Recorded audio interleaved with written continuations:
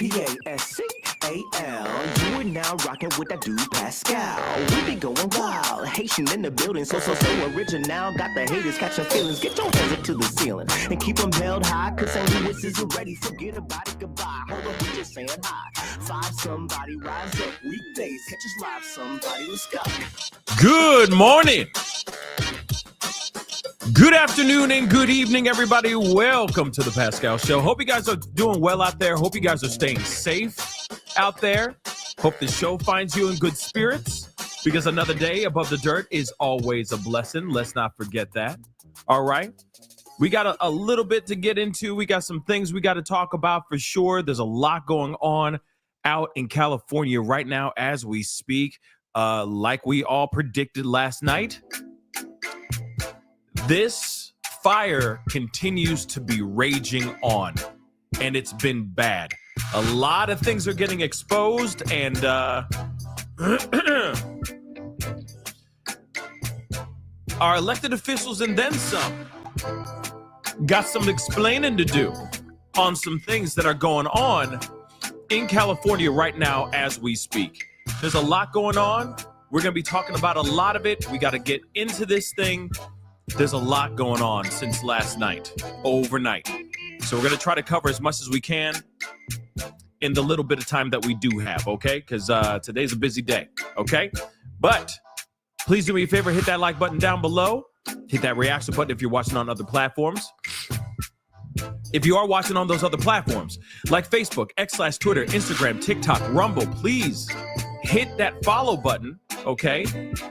Hit that follow button. Hit that subscribe button here on my main channel. Go to my secondary channel, The Pascal Show Clips. Go and subscribe over there. That'd be greatly appreciated. All right. Hit that join button down below. Become a member. Check out my Patreon. Check out my locals.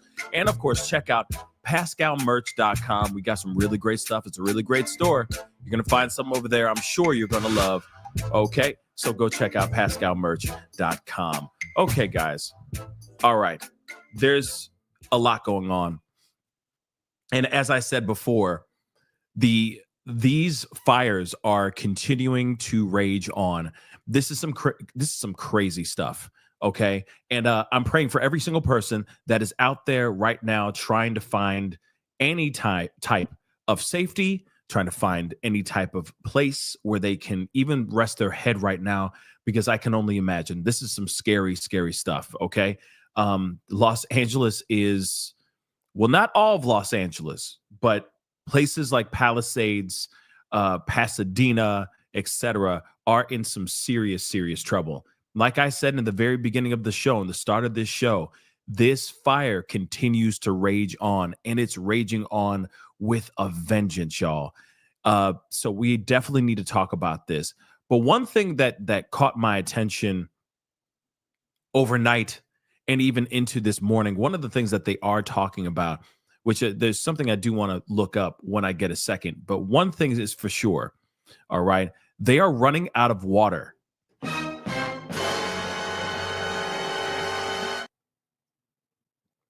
Yeah, like I said last night, I'm not crazy. I am not crazy, okay? I am not crazy. I said, what's going to happen if they run out of water? You got to remember, they got a lot of people. It is a massive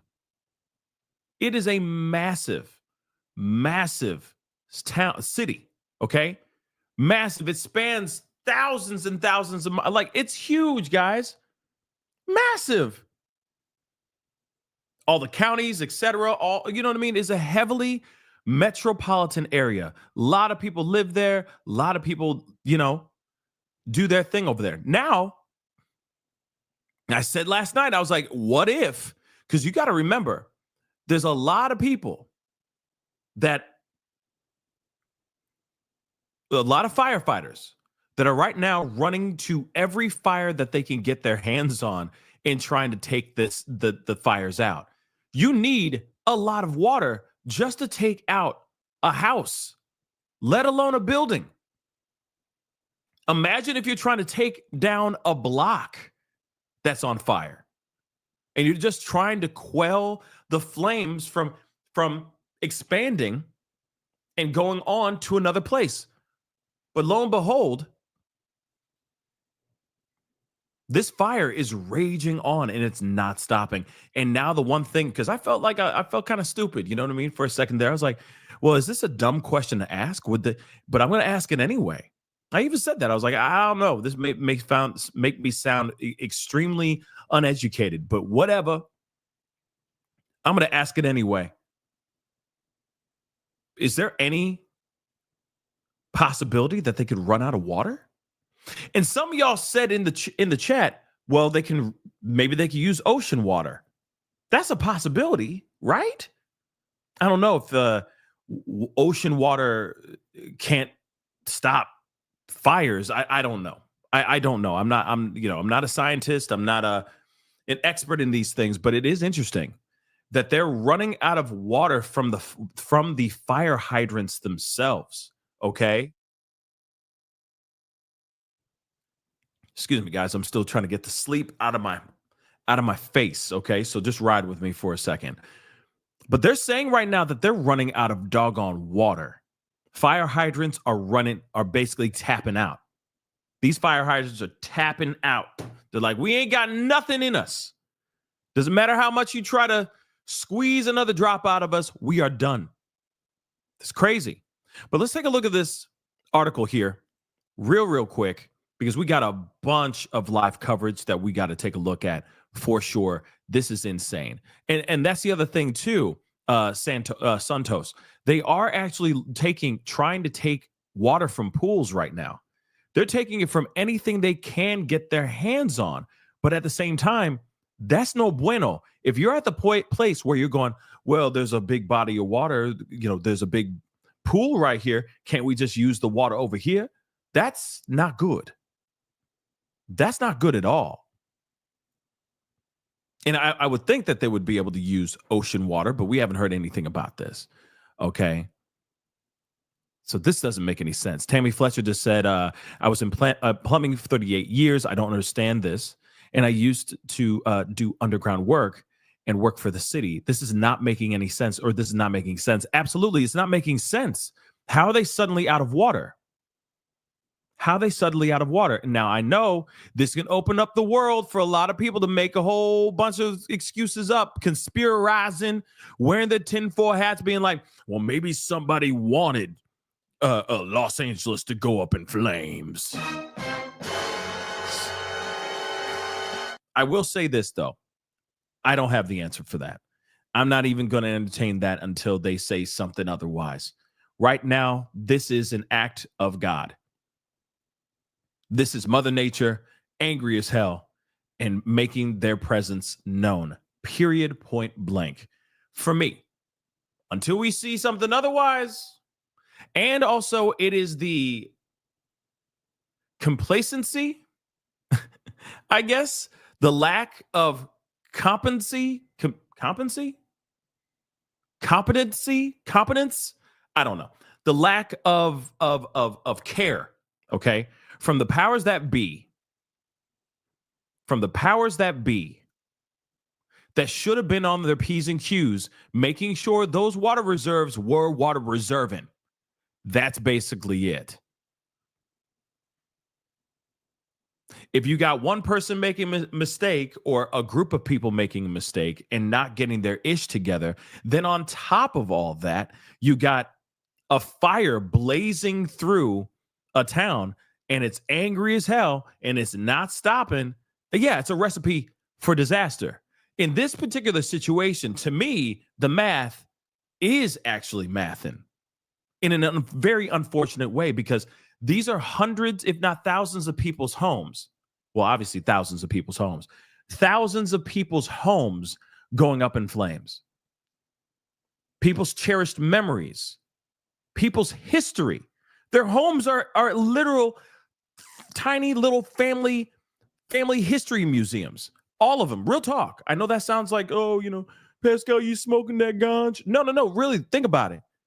That house, each box that we all live in, each home that we live in, contains our family history, those photos, etc. All of those things up in flames right now. Cherished moments, your kid's first step to your first kid's graduation or wedding, all of it up in flames. This is terrible. All because Mother Nature and lack of due diligence, lack of care from the people who we pay, the taxpayers' dollars, I'm sure, did not do their mother-loving job. And now when it's time to step up and have everything ready so that we can fight things like this, we ain't got it. This is a travesty, an embarrassment, an absolute embarrassment. And somebody or somebodies is going to have to answer for this and take accountability for this. Because you can't sit there and go, oh, there was a leak. See, there was a leak in one of them pipes, and then that's why all the water reserve ain't water reserving. Shut up. That's not the case here. Like I said, thousands and thousands of people are going to be losing their homes. And if it continues spreading the way it's spreading right now, you never know. It might be millions. And that's bad. But let's take a look at this article. All right. This is bad. This is very, very bad. Okay. Oh, and also the other thing too is I know that some people are sitting here saying, oh yeah, they burned everything down because they're trying to take over the land or buy the land or whatever it may be. I don't know about all that. Maybe there's other fires that have started elsewhere for the sake of anarchy, for the sake of being just, a bunch of jerk offs out there. That's possible too. But at the same time, I'm only seeing it as I see it right now, which is this fire is taking over a very dry area, and that's it. And they should have been more. The people that we pay to take care of us should have been doing everything they can to make sure those water reserves were on point, because they could have at least stopped something. Let's just get into this, guys, okay? Because I'm just going to get even more angry. This stuff angers me so much.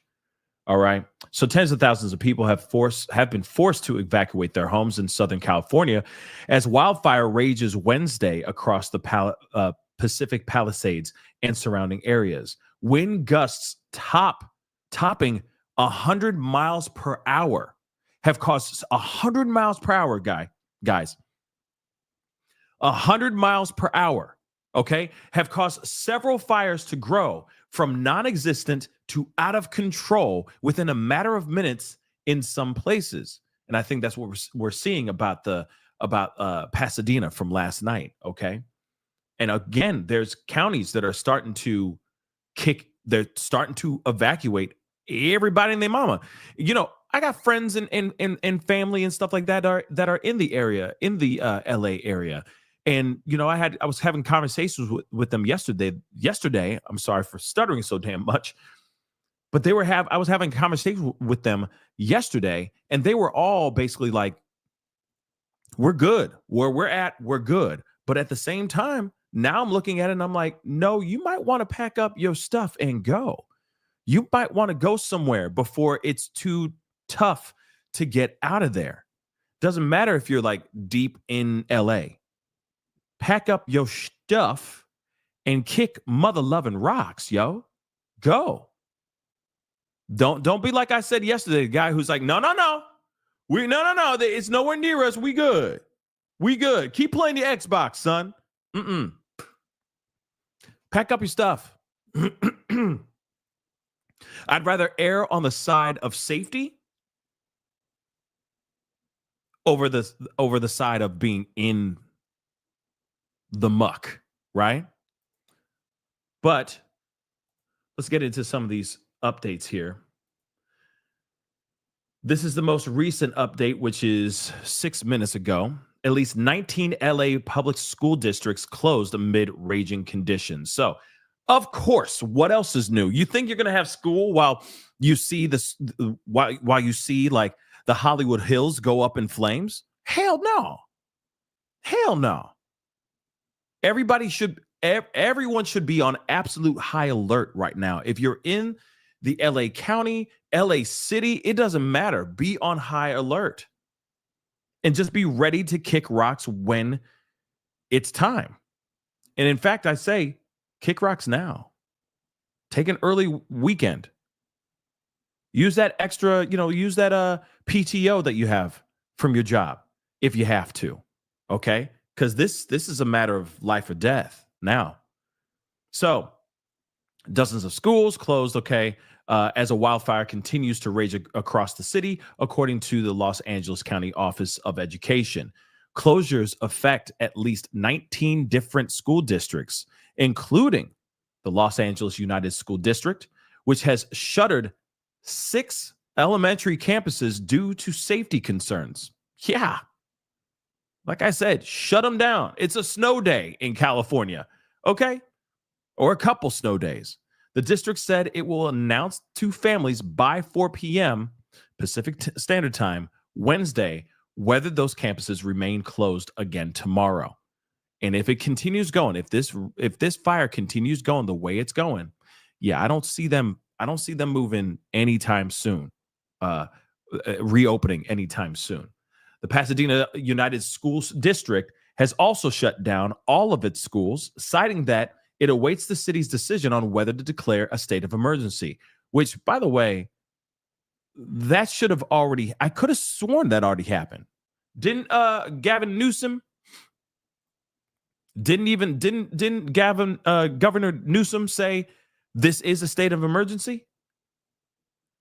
Now, I could have that backwards or misunderstood, but that's news to me too. So the with the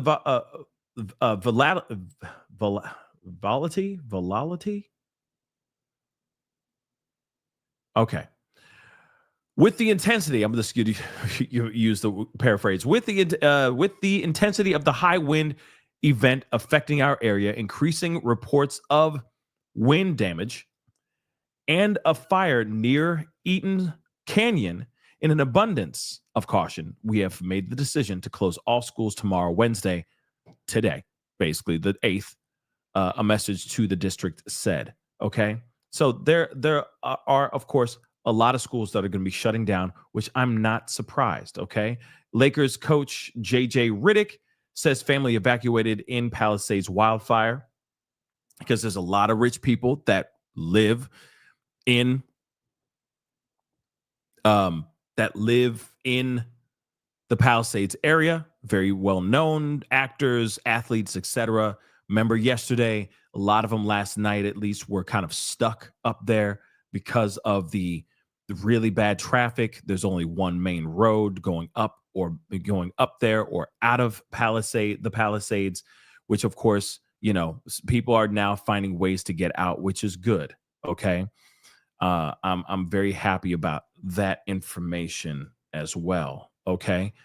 So they say the LA Lakers coach JJ Redick said members of his family evacuated their homes yesterday because of the Palisades wildfire. So that's obviously great news as well, that everyone's getting away from the situation as quickly as possible. Now I'm going to get into some of this live video because it's bad. Actually, before we continue, hurricane force. Before we go into that, there is something I wanted to show you, and it has to do with the fire hydrants running out. So hold on, because I do want to share that, which I also find to be very interesting. Hold on one second.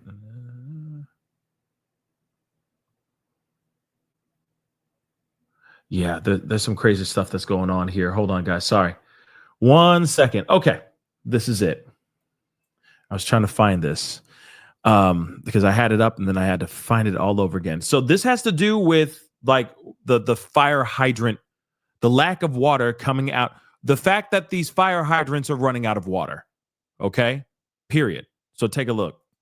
but their hands have been tied, and they can't fight a fire without water and the resources that are needed. Everybody knew these winds were coming. The other question has to be, were all the things in place to try to, again, mitigate the damage here? But the real issue to me is twofold. We've had decades to go remove the brush in these hills that spread so quickly. And the second is, you got to have water. And my understanding is the reservoir was not refilled in time and in a timely manner to keep the hydrants going. So that's a failure, whether on DWP's part or another city agency. But this is basic stuff. This isn't high science here. And it's all about leadership and management that we're seeing a failure of. And all of these residents are paying the ultimate price for that. Now, again, I'm not sitting here trying to stand on some sort of political stance. I'm not trying to make some political stance. Okay, guys, let me just be completely real. Okay. I'm not sitting here trying to, I'm bringing up is the lack of the lack of care. Okay. The lack of making sure things are, properly stitched up. Again, I'm not doing anything like that. Like, it's all on, this person or all on that person. No, I'm just saying the people that are involved, the people that are running this thing, the people that are supposed to be making sure that there is enough water reserves, having those things properly ready and suited up, ready to go for emergencies like this, and it doesn't happen. That is a very frustrating thing. Okay. That is a very, very frustrating thing. So again, I'm not here trying to knock anybody, not trying to take any political stance. I'm just stating the obvious. And I think all of us, no matter what side of the political spectrum you are on, this is a situation where you're going, what? It's just, it's regular. It is taking care of all of us humans. And it makes me very nervous and concerned about where we all particularly live as well. If this was to be in our neck of the woods, of any of your neck of the woods, the fact that they're this unprepared, could that be happening in other places, in other cities? Especially in a place that's known to have brush fires, to have wildfires like this every couple years. They are still prone to this every year, guys. Actually, every year, 24/7, 365, guys. It's never ending. So you'd think that the reserves would be on point, that they would have enough. But I know that even so, not enough water from the reserves would be able to stop all of this that's going on. But the fact that they've run out when they really need it right now is embarrassing and absolutely tragic. So it has nothing to do with political stance. I just want to make that abundantly clear. This has nothing to do with that, in my personal opinion, because it doesn't matter who is the governor or who isn't the governor. It doesn't matter. Red or blue or purple doesn't matter. What this shows to me is the lack of care, the lack of preparedness for things like that, for things like this, especially when this is something that happens every year.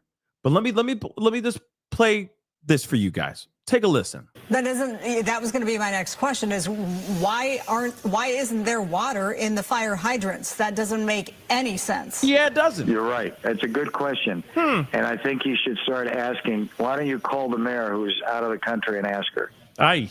And get an answer from her.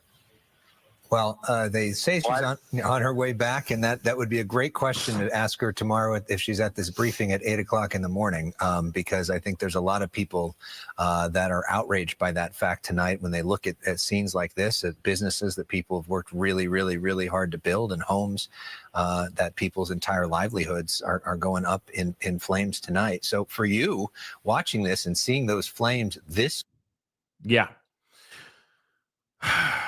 Like, think about this, guys. Think about this for one second. This all could have been, well, not all of this, but there's things that could have been implemented or used right now. or sorry, there's things that could have been implemented a while back that could have solved this issue, or at least help with this issue. And unfortunately, where are we at right now? Which is kind of crazy to me. So we're going to be hopping back and forth because there's stuff I want to show you guys. Of course, we got to look at some of this live footage. I mean, it is raging on, y'all. And this is the early morning hours. It's what, 7:34 over there. So apparently they have a press conference happening in about 25 minutes, about 26 minutes from now. Hopefully we'll be able to watch that together as a family as well. Because, yeah, there's a lot of explaining to do. They got a lot of talking to do because this, to me, is absolutely knuckin' futz. Now, here's the thing, okay?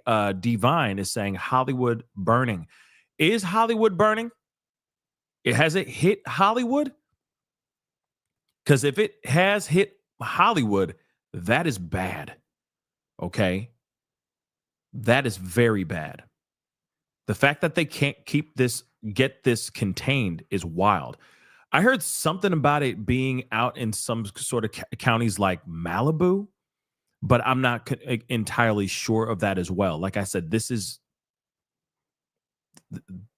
widespread of this fire. I mean, they might have to just sit back and let this baby burn until it's done.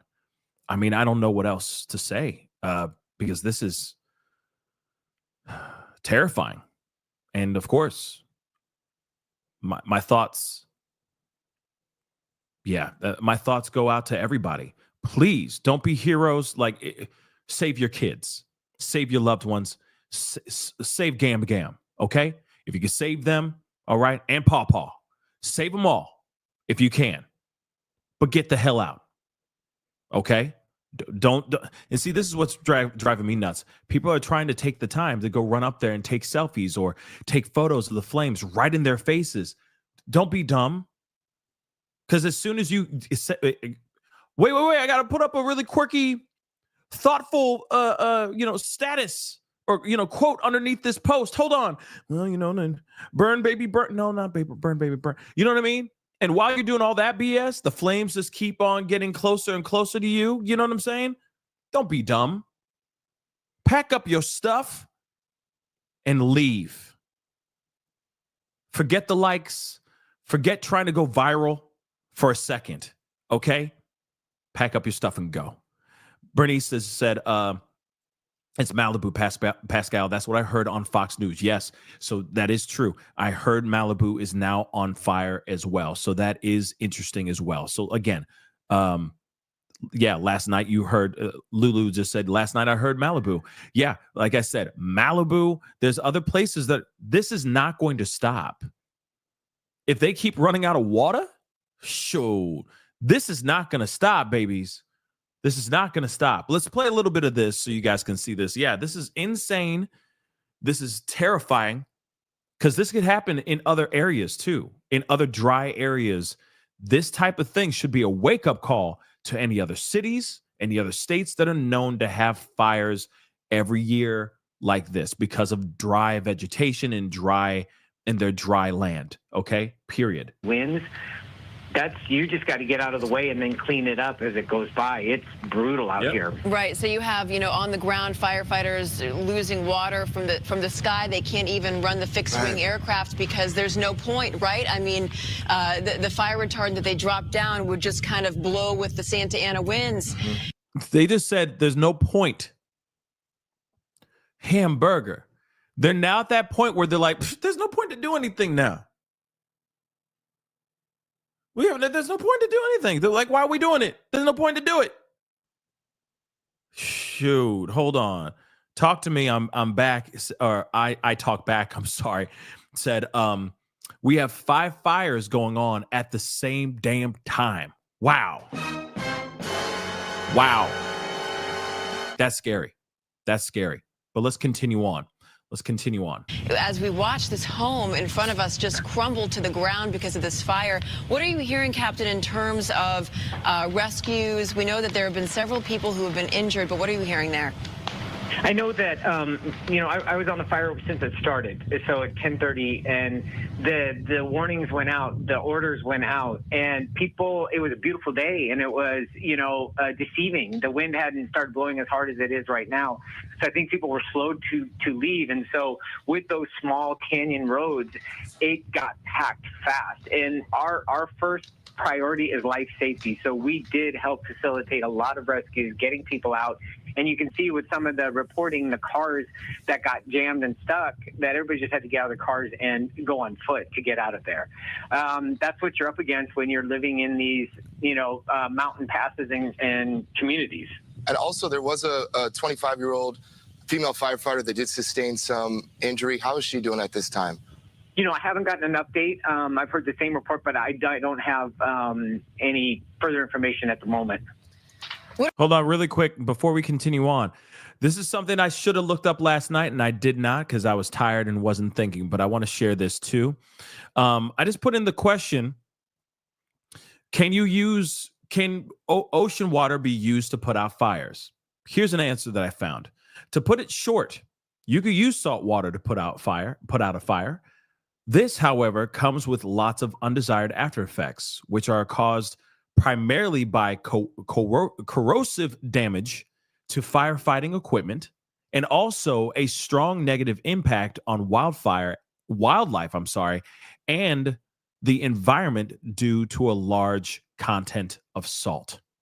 So not only does it mess up with the equipment if used in firefighting equipment, but it can also be bad for wildlife and the environment because of its large amount of salt that's in the seawater. So there you go. There you guys have it. Maybe that's one of the main reasons why they're not using ocean water right now as we speak. But see, in my personal opinion, we're at that place where it's like, forget damaging equipment, because at the end of the day, the fire is doing all the damage. The damage is really done already with this fire. It's already taking wildlife. This is corrosive damage, is it not? Okay. Is that not corrosive damage? Okay. And then some, and we're seeing it in real time. So my personal opinion is like, get those hoses in the damn ocean and start spraying this mother lover like you own it. That's what I say. But I don't know. Maybe they're sitting there going, well, the money and the this, that, and the third. By the time they get done taking out these fires, all of this damage there's going to be damage no matter what. So a lot of these homes are going to have to be rebuilt. Period. Now, I'm sure there's a lot of construction companies that are probably doing cartwheels right now, but at the same time, you're looking at the fires right now as we speak. It's doing a lot more damage than sea salt. So get to it, right? Get straight to it. Let me scroll up a little bit more. Let's see some more on the boots on the ground type stuff here. Dan Melvin, good morning. We are in the Oak Ridge Mobile Home Park community, and you can see some of the active flames. We've been watching as these flames at one point were really raging close to hundreds of homes here, but they are now moving to the north, and those winds, we're still feeling them, which is a concern. They could carry those embers 1 to even more miles, creating another spot fire. Now, this is the Hearst fire. It began around 10 o'clock last night here in Sylmar. It was first reported a few acres, quickly growing to 50, then 500 in a few hours. Mandatory evacuation orders are still in place for areas north of the 210 freeway from Roxford Street to the 5 and 14 freeway split. Now, those mandatory evacuation orders, of course, mean that you should leave now if you haven't already. Evacuation warnings are in place for parts of Santa Clarita along Cal Grove Boulevard and the Newhall Pass, Wildwood, and Eternal Valley. And we know those warnings can quickly turn into evacuations, so that's something that we're keeping an eye on. And we were here throughout the morning watching a lot of these residents leave this area, many of them receiving emergency alerts late last night to evacuate. But there was some concern from a few of the residents we spoke with about some of the elderly here in this mobile home community, whether or not they received those alerts and may have needed help getting out. And we've seen these streets that have been pretty bare there for the last hour. Fortunately, the flames have not spread to any of the structures here from what we can tell. And there are also some evacuation shelters that have been set up. One at the Richie Valens Rec Center in Pacoima. Large animals are being evacuated to the LA Equestrian Center in Burbank. And a few residents we spoke to earlier, they recall the Creek Fire here in this same area. This was back in 2017. It burned over 15,000 acres north of Sylmar, destroying dozens of homes. Now, of course, this is much smaller, again, at 500 acres. The priority for these fire crews has been getting people out of their homes safely and then doing anything they can to protect these structures. But with the winds continuing to push those flames, that, of course, is a major challenge. So, again, the good news is that most people here in this neighborhood appear to have heeded the warnings to get out, leave their homes, because those flames were dangerously close. But since they have been pushing a little to the north, just behind that hillside there, there may be some more active flame activity, but these fire crews, from what we've seen, LA City, LA County, CAL FIRE, and U.S. Forest Service have done a great job here in this neighborhood, really keeping these structures from going up in flames. For now, that's the latest in Sylmar. We'll send it back to you. Okay, Mario, thank you very much for your reporting out there. Hold on real quick. On the ground. So I want to give you a roundup, so to speak. Hold on, I want to pause it right there because, so you guys can see that. But they're saying right now that so they say at least 3 blazes in the LA area, Pasadena, Pacific Palisades, Sylmar, neighborhoods of those neighborhoods of Los Angeles. Okay, forcing over 80,000 residents to be evacuated. This is what they're saying so far. Obviously, this is now the Palisades fires have burned through almost 3,000 acres. All right. While the Eaton fire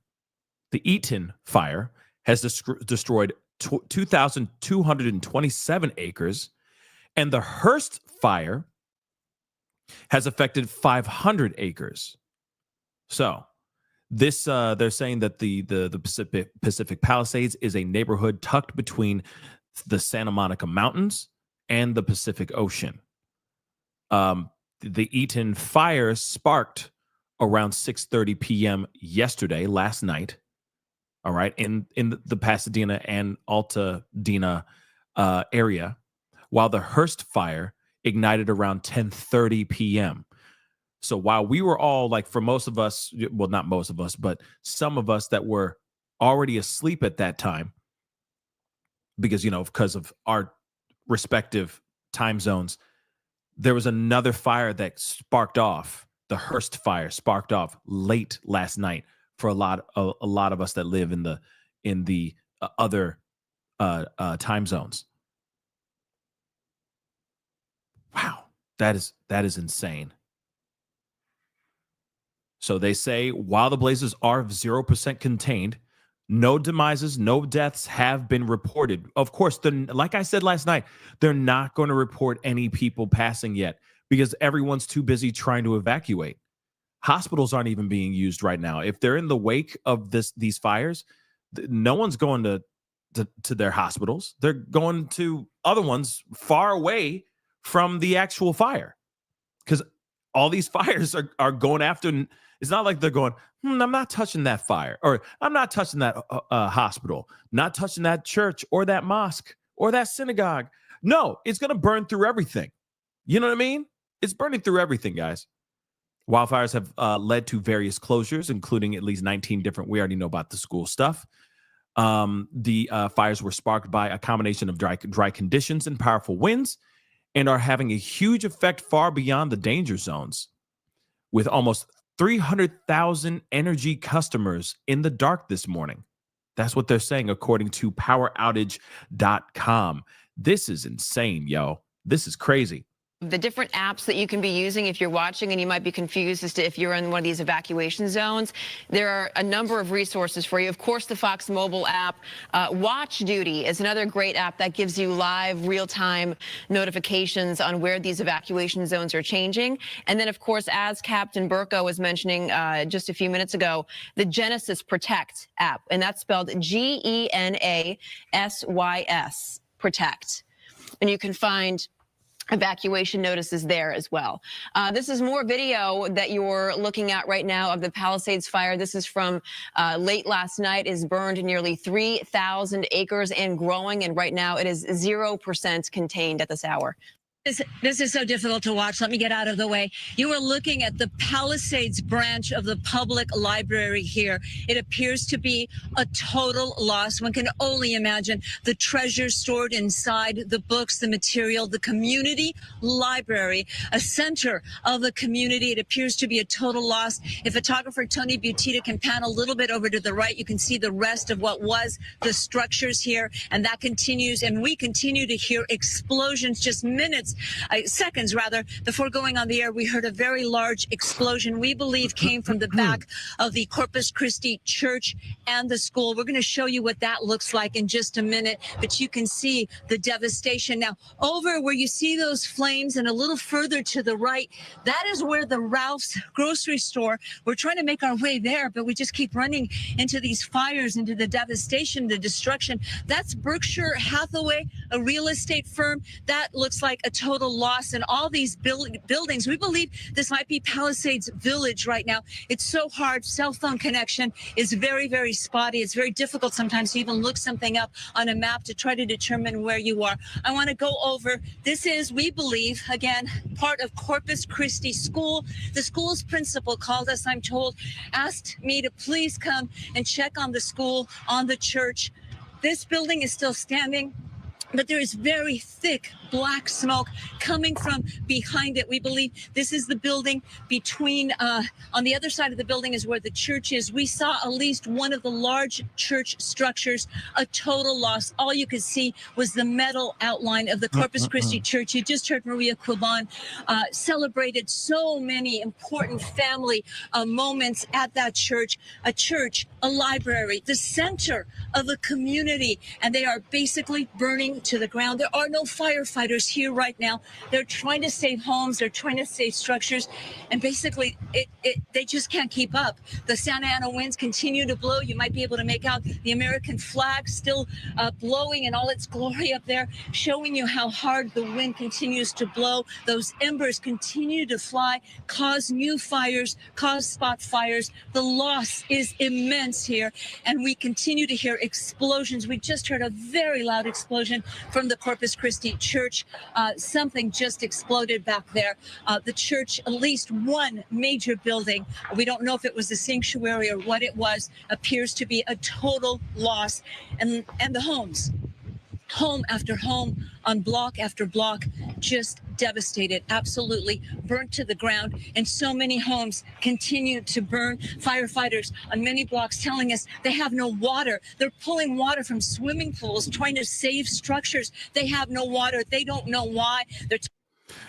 They're trying to pull water from swimming pools, guys. Okay? Water from swimming pools. All right. But let me play this. I'll be right back. 2 seconds, guys. Talking about possible broken pipes. They simply don't know, but they have no water on certain blocks. So certainly a challenge for these hardworking firefighters, some who've been on duty for 24 hours now, fighting the fire here, the Palisades fire. That is the latest. We're going to try to make our way to the Ralphs that we're told could be a total loss. But you can see the library behind me. Again, just a total loss. And it's just heartbreaking to see. And you can just see the building continue to collapse slowly in pieces. This is difficult, so difficult to watch. Yes, Gigi, it is collapsing right in front of us. Gigi, you've been covering many fires throughout the years. Have you ever seen anything like this? You know, we covered the Woolsey fire. We covered the Sayer fire. Fox 11, and me and my photographer and I, we were the only crew inside the Oak Ridge Mobile Home Park as 497 homes burnt around us.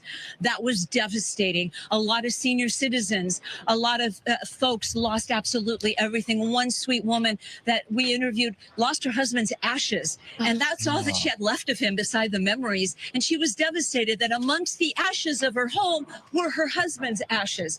And the heartbreak there was so real. So we have covered devastating fires, and this one is definitely going to go down in the books as one of the most devastating wildfires and urban fires that we've seen here in the Los Angeles area. All right, Gigi, thank you very much for bringing this to us and being out there for us. Please stay safe, and we'll check in with you in just a little bit. It's just extraordinary that there's no water, and you just have to. The fire officials are just helpless. It's a helpless situation out there. Let's go on to Coco McAvoy. She's in Altadena, and you can see that van just burning behind you.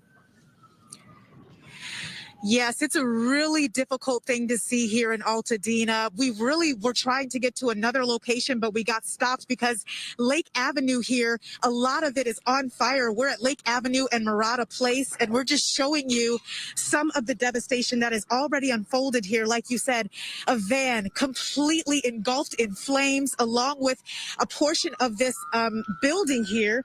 But when you go down the street as well, you can see that there are homes on fire in this neighborhood. A lot of people have been fleeing. I actually spoke to a family before I got on air with you who was telling me they don't even know where to go. They just packed up their family, they packed up their dog, and they tried to get out as soon as possible. We're walking here now towards Lake Avenue because we want to show you what's happening here. There are several emergency responders that are now coming to this area. Police officers along with fire crews as well. You can see that right now. There's a couple that's driving into that neighborhood, probably trying to check to see if their home is okay. But as we're here on Lake Avenue, you can just see that there is a structure there that is engulfed in flames. Firefighters have made their way to try to fight the fire at that structure for right now. But I can tell you, even as we've been walking, it's just constant. At one point, it's one building on fire. Firefighters are trying to fight that fire, and another fire starts immediately in the opposite direction from where they are. I can tell you, too, that there are really embers that are flying everywhere as well, so definitely a dangerous situation. That right there is an ambulance, so we're not sure if anyone is inside of any of these buildings or the homes that are engulfed in flames, but there are some people that are out here. Some people are getting video.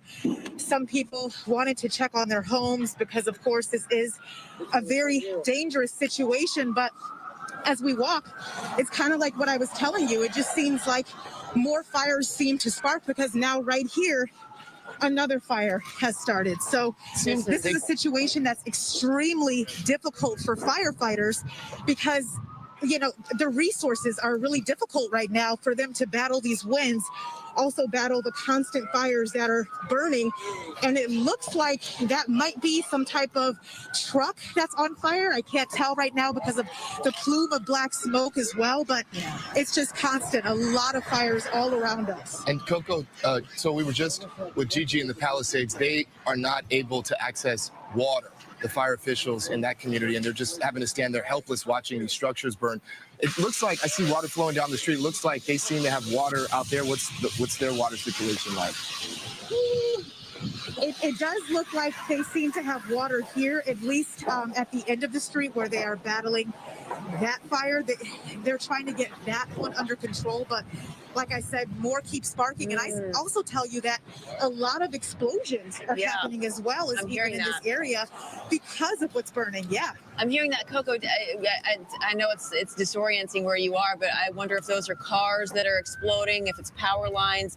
It seems like there's a number of, are those apartment buildings or buildings that are under construction, but just big buildings in that area that are on fire. Like a main thoroughfare. That's exactly right. This building, for example, right here is under construction, and there's also what appeared to be a big truck that burned that's now on fire. I think from what we're seeing, a lot of it is vehicles that are exploding right now, but there are also houses that are on fire as well because the fire continues to jump.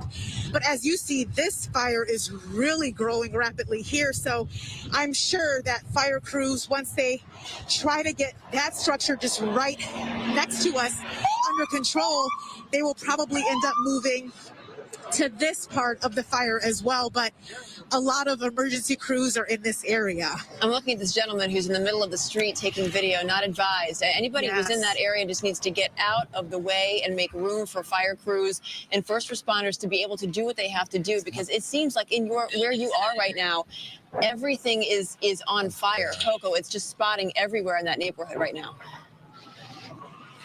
Exactly. It really is important for people to evacuate as soon as possible. I understand that people are trying to document and they're trying to make sure that their homes are okay, but this really is a very dangerous situation, especially because a lot of people that are out here do not have fire equipment. So you got to think about all the smoke inhalation, the embers that are flying. It really is important for people to be as safe as possible. Yes. Thank you, Coco, for being out there for us. Please take care of yourself. If you feel unsafe at any moment, get out of there. That's right. Thank you, Coco, and stay safe. Also, let's go out to Mario Ramirez. He is, I believe he's at the Hearst fire. Yeah. That's right. Sylmar. Yeah. Yes. Good morning. Yes, right. With the Hearst fire here in Sylmar, and we're in a community, the Oak Ridge mobile home community. I just talked to a few residents. It seems like some are actually starting to come back into the neighborhood to take a look at the fire activity here behind me. One guy we talked to was riding around on a golf cart, and he says his car down the street is packed, ready to go, and he is just standing by because the conditions here have improved at least. So we're talking about the community here with proximity to the 210 freeway. It's really close to the 210 freeway. They were evacuated here, residents. We watched some of the residents grab what they could, piling up with their families and pets. Some weren't sure exactly where they were going to go, just saying we're heading away from the flames. So this all broke out around 10 o'clock last night. It quickly grew to 500 acres in a few hours, driven by high winds and dry vegetation. And it broke out near the 5 freeway where it meets the 14 and 210 freeways. Several areas are still under mandatory evacuations, which means leave now. That's important to remember, although we are seeing some people come back into this area, and they include residents along Balboa Boulevard, Filbert Street, Bridle Ridge Road, and Nicholas Drive. And a little farther to the north, the area near the Whitney Canyon Park has also been ordered to evacuate. Now, evacuation warnings also in place. We know those can quickly change into orders, and that's basically a large area north of the 210 freeway from Roxford Street. Now, we can tell you that there's a lot of traffic in the area.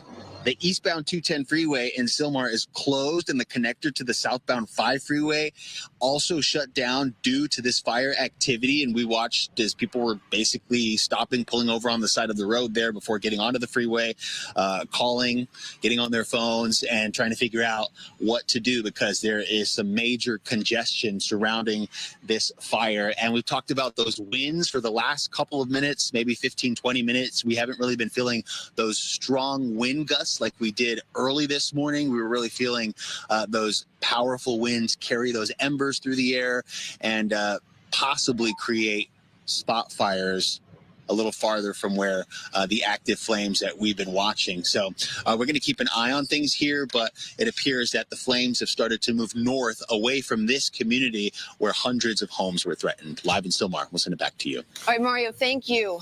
If you are just joining us 7 o'clock this hour, there is no other way to say it. Just a hellish, terrifying night for Los Angeles. We continue to follow multiple fires burning across Los Angeles County.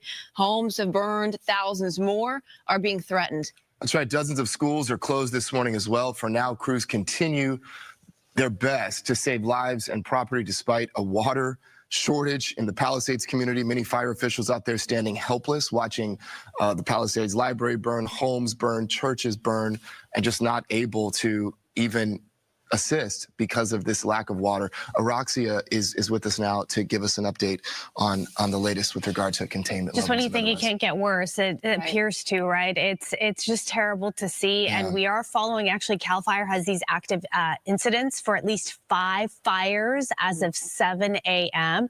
It keeps growing. So let's start with the largest one of those 5, the Palisades fire, burning 2,925 acres. This is near Malibu.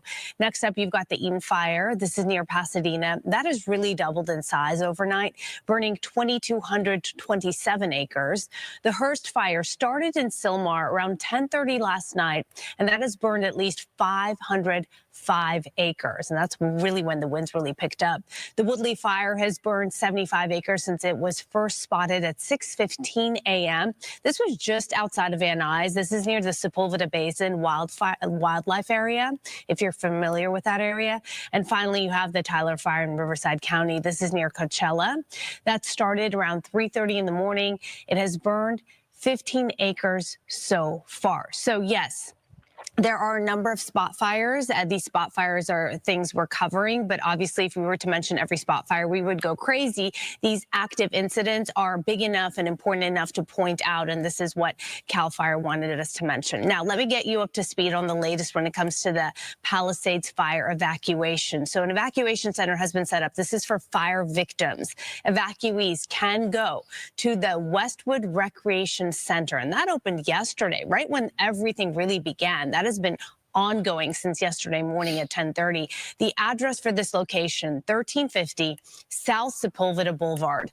Another evacuation center, that's an option as well. This is the Dream Center in Los Angeles. There you see the address right there, 2301 Bellevue Avenue, LA. When it comes to livestock, larger animals, a separate evacuation center is open at Pierce College, which is located at 1601 Winnetka Avenue in Woodland Hills. Meanwhile, when it comes to smaller pets, you know, cats, dogs, that sort of thing, those can be taken to the LA County Animal Shelter. The address for that location, 29525 Agora Road in Agora Hills. Now we're going to talk about schools. Nearly 24 Southern California school districts are canceling classes today. We're going to go through the districts in alphabetical order. I will speak slowly, but really, screen grab some of this information. Here we go. So we have Alhambra, Arcadia, Azusa, Baldwin Park, Burbank, Duarte, El Monte, Glendale, La Cañada, Los Virgenes, Monrovia, Mountain View, Pasadena, Rosemead, San Marino. You also have Santa Monica, Malibu Unified, Temple City. The Valle Lindo school districts are also closed. Students should not report to campus. Here are some of the colleges canceling classes today. Caltech's campus in Pasadena will be closed for all non-essential operations. All classes are canceled today. Mount St. Mary's University's Chelan campus is closed today. Pasadena City College announced that all classes will be held online. Santa Monica College's Malibu campus will also be closed. 13 campuses, which are under the Los Angeles Unified School Districts, will be closed. Those include Brentwood, Magnet, you've got Canyon Elementary School, Diego Rivera Learning Complex, Kenter Canyon Elementary Charter, Marquez Charter Elementary School, Palisades Charter Elementary School, Palisades Elementary, Paul Revere Charter Middle School, Topanga Elementary Charter, University High School, and Woodland Hills Academy. And as I was speaking, we are just learning that the 15-acre Tyler fire in Riverside County, this is near Coachella, has just been fully contained. Yeah, that's good news. Which is really good news. We'll take what we can get. The winds, as Maria's been talking about this throughout the morning, as Samantha's been talking about, it's not like a power switch. It's not just going to go off. Right. It's not just going to magically get better. And sometimes it gets worse as the sun comes out.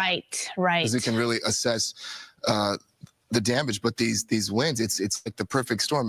We did have, Maria was talking about the record amount of rainfall that we received last year, but then also because of that, things began to grow. So now with this fire, there's more vegetation and more brush to be burned. And we had a really dry fall. Yeah, so we didn't get much water. And then of course these raging Santa Ana winds, these ember storms are just out of control. It's just an untenable situation. Perfect, I guess you could say, recipe, right? Yeah. I'm back, the lack guys. of water in the Palisades. It's unbelievable. I know some of this new information we're getting is truly unbelievable. Press conference. Tech structures, life is first and foremost frontline.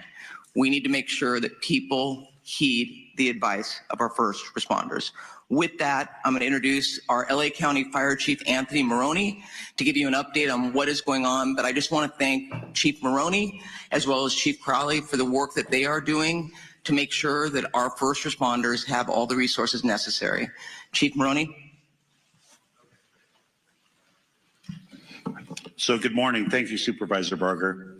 My name is Anthony Maroney. I am the County of Los Angeles Fire Chief, and I'm also the Region 1 Coordinator for Fire and Rescue Resources. I'm going to be giving an update on the Palisades fire in addition to the Eaton fire, although I am aware that we have 4 large fires burning in LA County at this time. The Palisades fire is located in both LA City and LA County. We are in unified command with the City of Los Angeles Fire Department in addition to CAL FIRE. We have well over 5,000 acres that have burned and the fire is growing. We have no percentage of containment.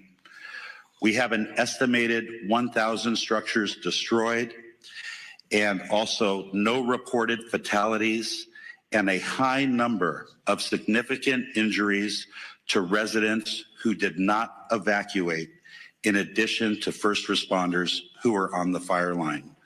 We have over 1,000 personnel assigned, and the cause of the fire is unknown. However, it is under investigation.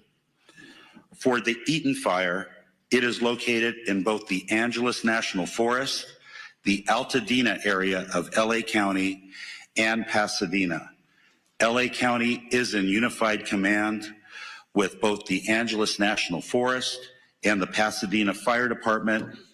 We have over 2,000 acres burning at this time, and the fire continues to grow with 0% containment.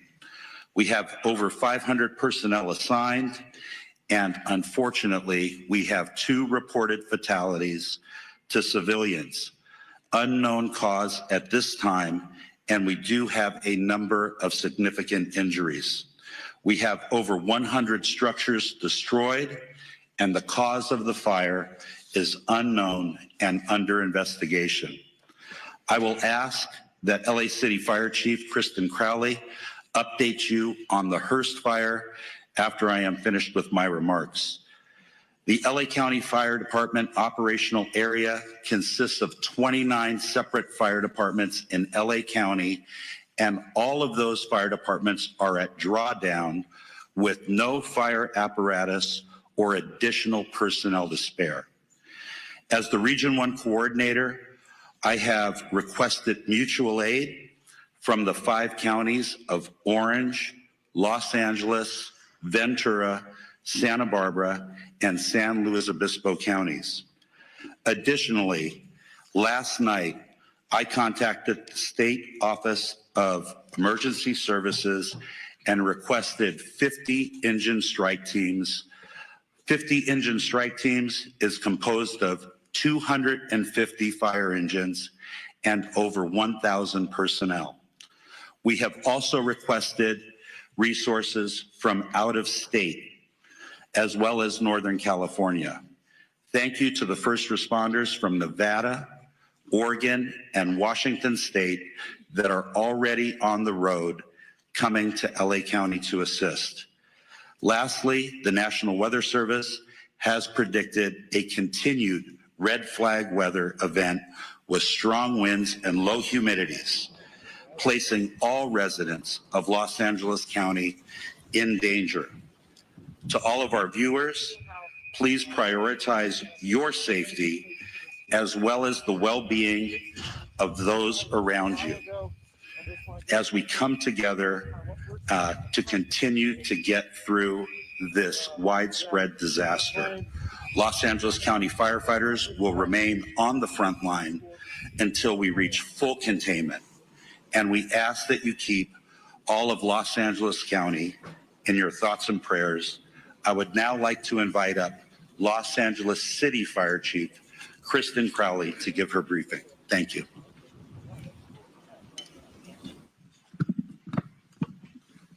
Good morning, everyone. My name is Kristen Crowley, Los Angeles City Fire Department Fire Chief. I'd like to start with just a moment, if we could, of gratitude.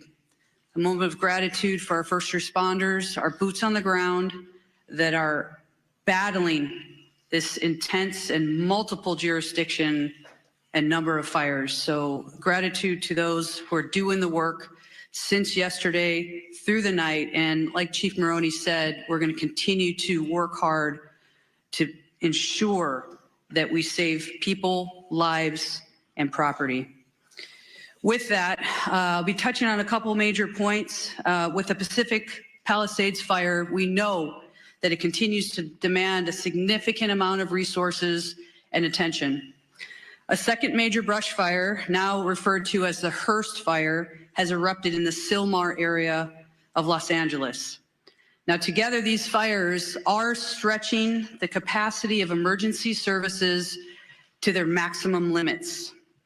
The Los Angeles City Fire Department is battling these two major fires while also maintaining, I want to focus on this as well, 911 services for the city's approximate 4 million residents. Now, despite the severity of the conditions, our department remains fully committed to safeguarding lives and property. Next, I want to focus on what we've done over the last 24 hours. And with that, even within the city of Los Angeles, with these two major brush fires, our department has responded to 3,624 911 calls for service. And to put that in perspective, our average is just under 1,500 calls in a 24-hour period. Over the last 24 hours, we've also responded to an additional 32 structure fires within the city. We've treated and transported an extensive number of medical emergencies, well extending our normal 650 transports to the local hospitals. When it comes to the Pacific Palisades fire, as Chief Maroney had said, this is over 3,000 acres at this point and continues to grow. We will confirm the exact acreage later, so we'll make sure that we also communicate that to the community and to the media. Last night, as of 1930 hours, all aircrafts were grounded due to high winds. Aircraft are continued to be able to resume their water drops and acreage mapping today when the weather allows us to do so. A total of 3,398 civilians and 15,105 structures are in the evacuation zone. And again, the evacuation zones are the following: north of PCH, west of Kenter Avenue and San Vicente Boulevard, south of Mulholland Drive, and east of Topanga Canyon Boulevard. There are multiple evacuation centers which are supported by the American Red Cross. Injuries. Of course, there's a lot of interest in injuries. We have several firefighters and civilian injuries that have been reported, and all patients have been treated and transported to local hospitals. Damage assessments. Chief Maroney did speak about a specific number. We are still vetting that through on the city side, so more information to come, and we will message that as soon as we can validate that. Approximately 400 LAFD firefighters have been deployed to the Palisades fire. We have many hundreds of law enforcement officers, our partner agency responders, and public works members engaged in supporting our overall operations. We are going to be transitioning to CAL FIRE this morning to manage this incident at 0800 hours. Next, I'd like to talk briefly about our Hearst fire, which is located in Sylmar. Last night at approximately 10:10 p.m., the fire erupted in the Sylmar area of Los Angeles, adjacent to the Los Angeles National Forest.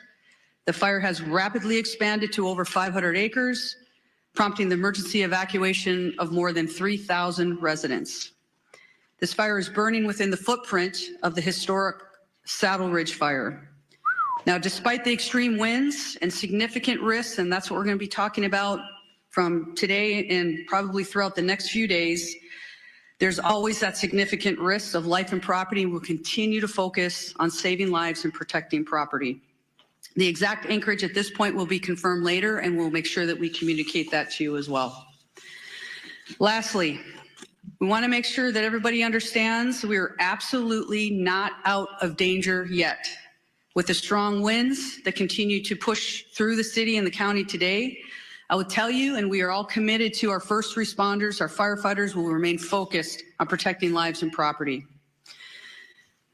The LAFD is extremely proud to stand with all of the entities behind me. Our top priority will continue to be life safety, ensuring that safe evacuation and the rescues of our residents that are in harm's way. It will continue to be our primary focus in this wind-driven fire event as it continues. Thank you for your cooperation, your support, and your vigilance. And today, we will continue to stand with our partners to protect everyone. Next up, I would like to introduce Sheriff Luna. Thank you. Oh, sorry. Next up. Oh, we moved it. Okay. Yes, we're just moving around, having LA Unified Superintendent Alberto Carvalho, please. Thank you very much. Good morning, everyone. Thank you, Chair Barger, county and city leadership, in addition to the leadership of our first responders in our great community for the very, very important work you continue to do to protect our community, protect the assets, and first and foremost, the health and well-being and lives of members of our community.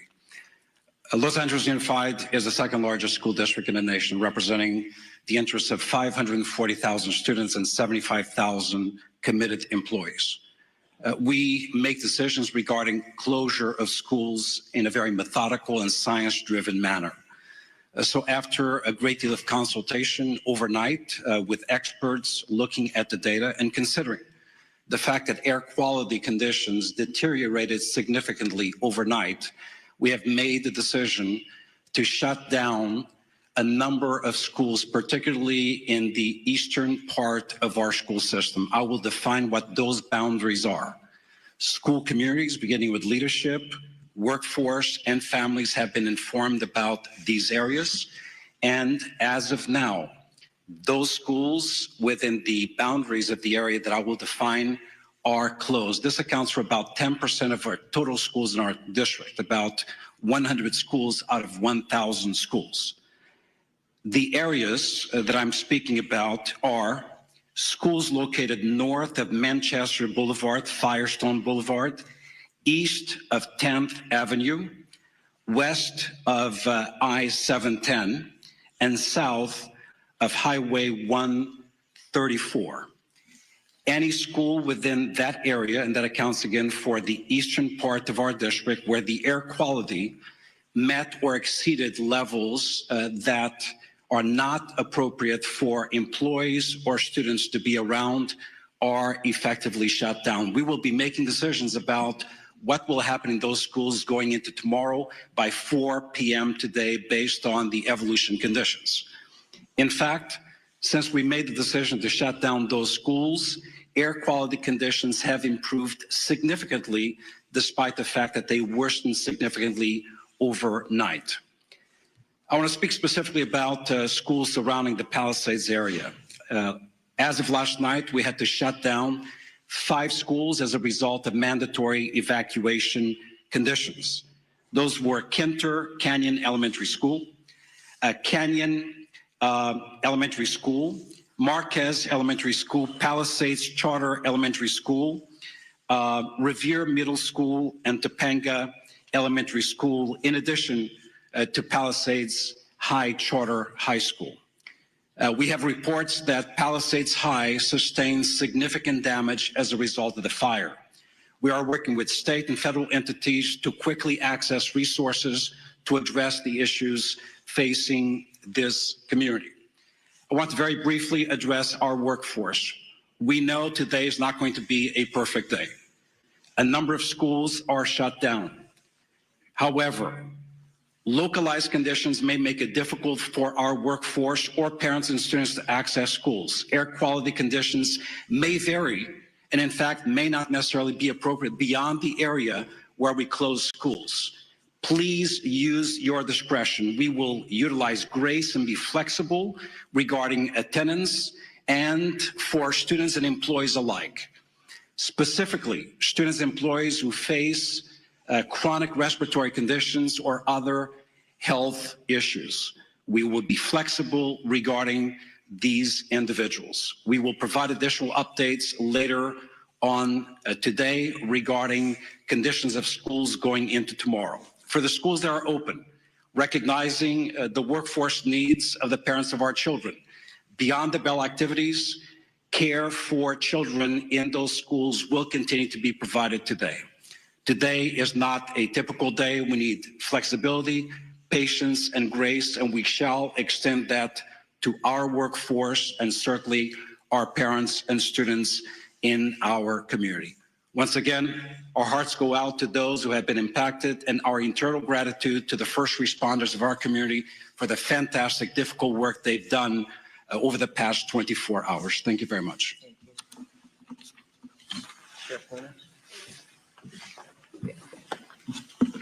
Morning. A lot of information to pass on, but please know this. This is a very difficult and challenging situation, but we're surrounded here by people who really care, and we're going to get through this together. That means with all of you as partners in our community. Our top priority continues to be the safety and well-being of our impacted residents, first responders, and all of the individuals involved. But understand that this is a very fluid situation, specifically in the Altadena area, and a lot of our personnel, our deputy personnel, are involved in life-saving measures as we speak now.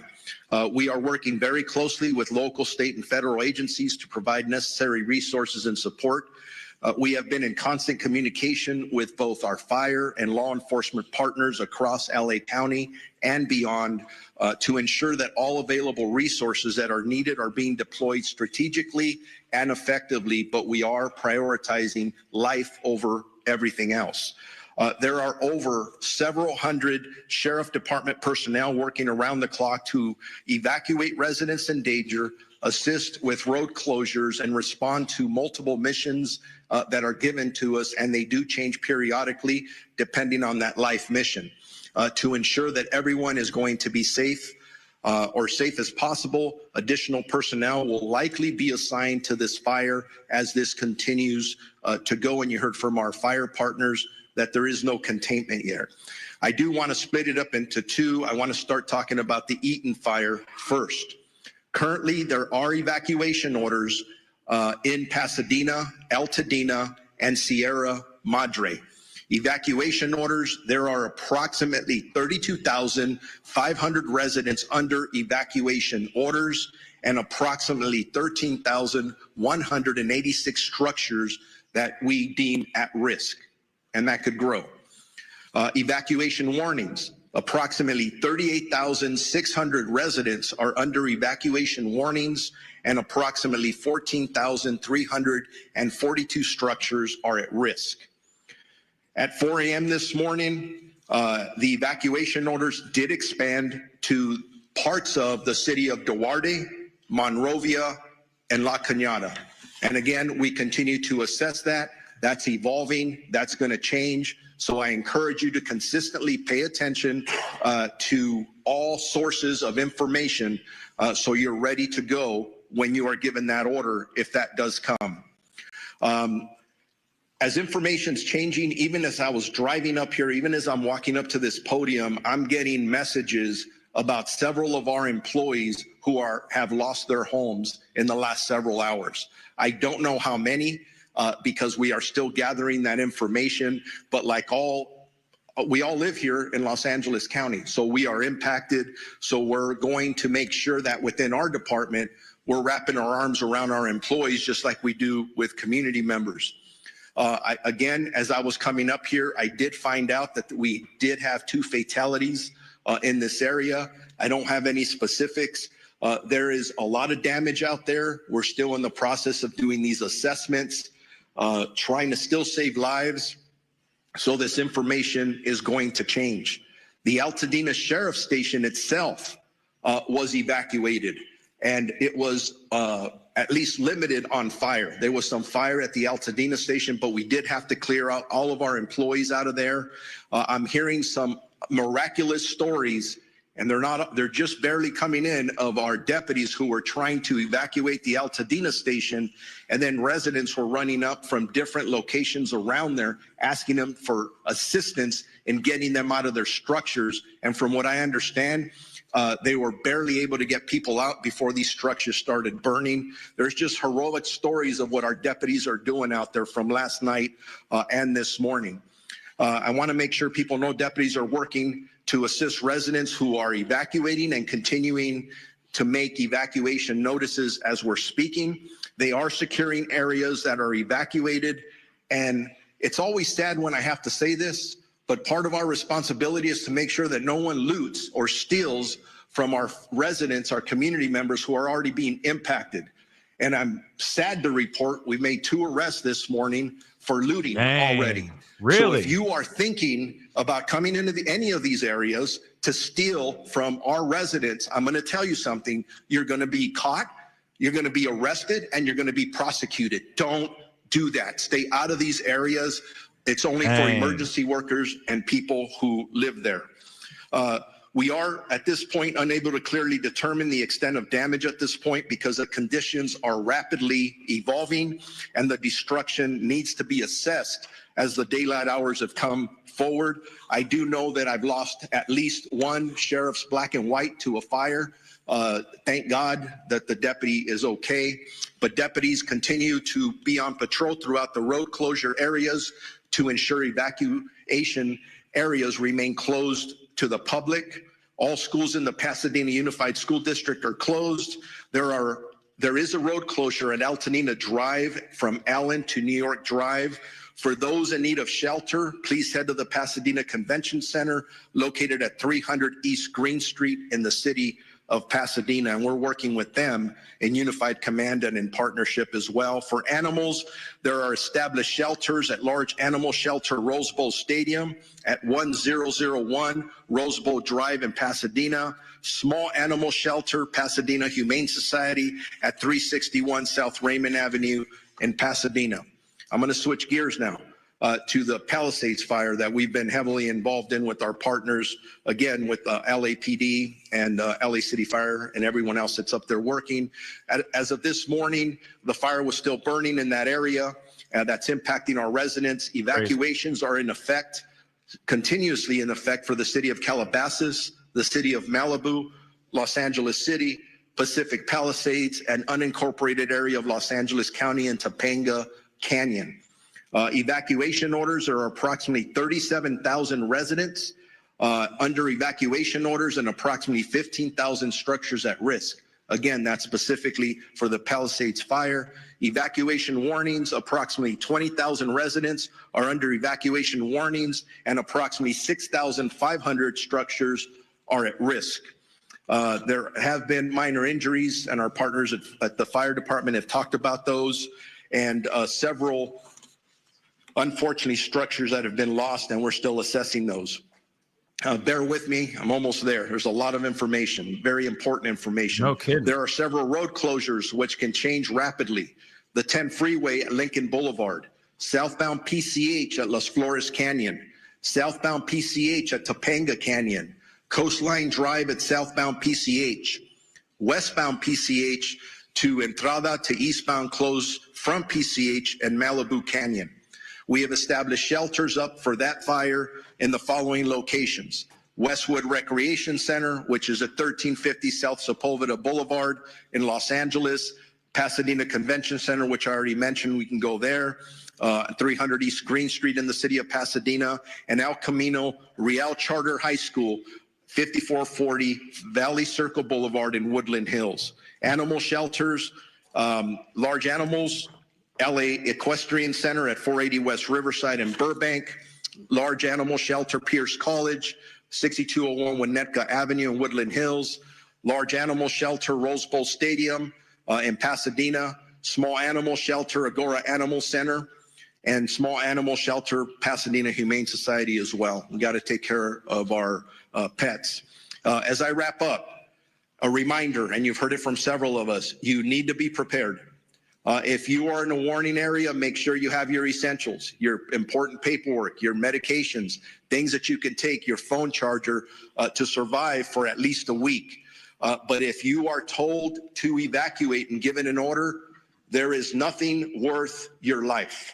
Please listen to the police and fire officials that are out there and be prepared to evacuate. If you have more questions or there's about evacuations, evacuation centers, or road closures, go to lacounty.gov/emergency or our Sheriff's Department social media. Now it's my honor to introduce my partner of the Chief of the Los Angeles Police Department, Jim McDonald. Thank you very much. And as you look at the group assembled behind me this morning, each of those and everybody we represent who's out in the field all have families. Many are impacted directly by the fire, but they leave those families to come and try and be able to help everybody else who's out there. So I owe a debt of gratitude to everybody who is putting it all on the line for everyone else. This is a tragic time in our history here in Los Angeles, but a time where we're really tested and see who we really are. And it's critical that at these times we be patient, that we come together, that we focus on saving lives and to be able to do the very best job we can. So when we look back on this, we know that we did what we could for others. I look at the people who were out there on the line last night. The winds were like something that I have never seen before. Firefighters, police officers, deputies, they're out there sheltering in their vehicles, their trucks and their cars, so that they don't end up getting burned from the fire that was being driven by 75+ mile-an-hour winds. They were there until they could get out of the car and go back to doing their work. As you can imagine, a very difficult circumstance to deal with. These are, as I mentioned, unprecedented conditions, but also unpredictable. As the fire continues to spread and pop up in different locations, none of us know where the next one is going to be. So I would ask you to be vigilant, to look at your neighborhood, to talk to your neighbors, to have everybody on board so that if they see something start up, that we get on it very quickly. We get fire resources out there as soon as we possibly can, because with these winds, once it starts small, it'll be very big very quickly. And so I would ask for everybody's help, cooperation, and vigilance in that role. As you've heard before about evacuation, that makes the difference between living and not. And so I would ask you to take these warnings, these orders to evacuate very seriously. As you've heard over and again, be ready to go, pack what you need up, but then please comply with these orders. We don't give them, put them out lightly. When we believe that you're in the path of the fire, we're going to order that evacuation. And we really, really need your compliance on that, because if we have to send people in to try and make rescues, those people are putting their lives on the line directly for something that could have been avoidable. Sheriff Luna mentioned looting. That's something that we also have to watch out for. That is incredible that we'd even have to talk about that during these tragic times. That's but we are insane. going to take that also extremely seriously, and we will follow up with that in the strongest way possible. As far as traffic goes, that's something that we're used to dealing with here. This will be an extra test of gridlock in many places due to people not having access to their normal routes. I would say that if you have an ability to be able to stay out of the west side today, to commute or to work from home, as long as your employers are good with that, to take advantage of that. The air is very tough today for particularly those who are challenged medically. If you can stay home and work from there, I would recommend that. We will continue to support our partners and the fire service and our other law enforcement partners. But to all and the public who are watching this, sincere thank you to all of you for your cooperation and your patience as we all get through this together. Thank you. This is insane. I mean, the fact that there are looters, just saying this really quick. Now we're going to introduce my colleague, Supervisor Lindsay Horvath, who represents the Palisades area. It's not going to stop people from getting arrested. Thank you, so Madam don't do Chair. It. Idiots. This morning, we woke up to a dark cloud over all of Los Angeles, but it is darkest for those who are most intimately impacted by these fires. It has been an immensely painful 24 hours for communities I represent. The Palisades, the Hearst, and Woodley fires are all in the 3rd District, but our strength is in our togetherness, and that will determine how we make it through. We need your partnership in this time of crisis. It is difficult to process the immensity of the destruction and loss. And we extend our hearts and every resource we have to all of our impacted residents. We know when we talk about these structures, they aren't just structures. They aren't even just houses. They're homes. This is our home. These are places where we built community, where we raised families, where we made memories that we will never forget, even if we can't go back to these structures. These are our home. Losing home is simply devastating. And I know that we are all here to support you and stand with you in this time of need. Aggressive winds and fire know no jurisdictional boundaries, nor does coordination and action across our LA County agencies with President Biden and Governor Newsom as they unlock support through fire assistance management grants for Palisades, Eaton, and Hearst fires so far. The talent and tenacity of our first responders is nothing short of extraordinary. And I've said it before, these people on the front lines are doing this because this is their calling. This is not simply a job that they came to have an occupation. They are called to this work to keep us safe, to keep our community safe, and to do all they can in this time of crisis to protect our Los Angeles County.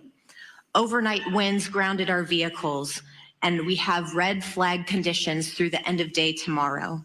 But we know that because of these fearless warriors on the front lines, we are doing all that we can to contain this fire. Thank you for your work to keep Los Angeles County safe, including the 3rd District communities of Pacific Palisades, Topanga Canyon, Sunset Mesa, Malibu, Santa Monica, Sylmar, Granada Hills, Lake Balboa, and surrounding communities. Our #1 message to everyone in impacted areas is to follow all evacuation orders and warnings and to stay where you are safe as long as the evacuations remain in place.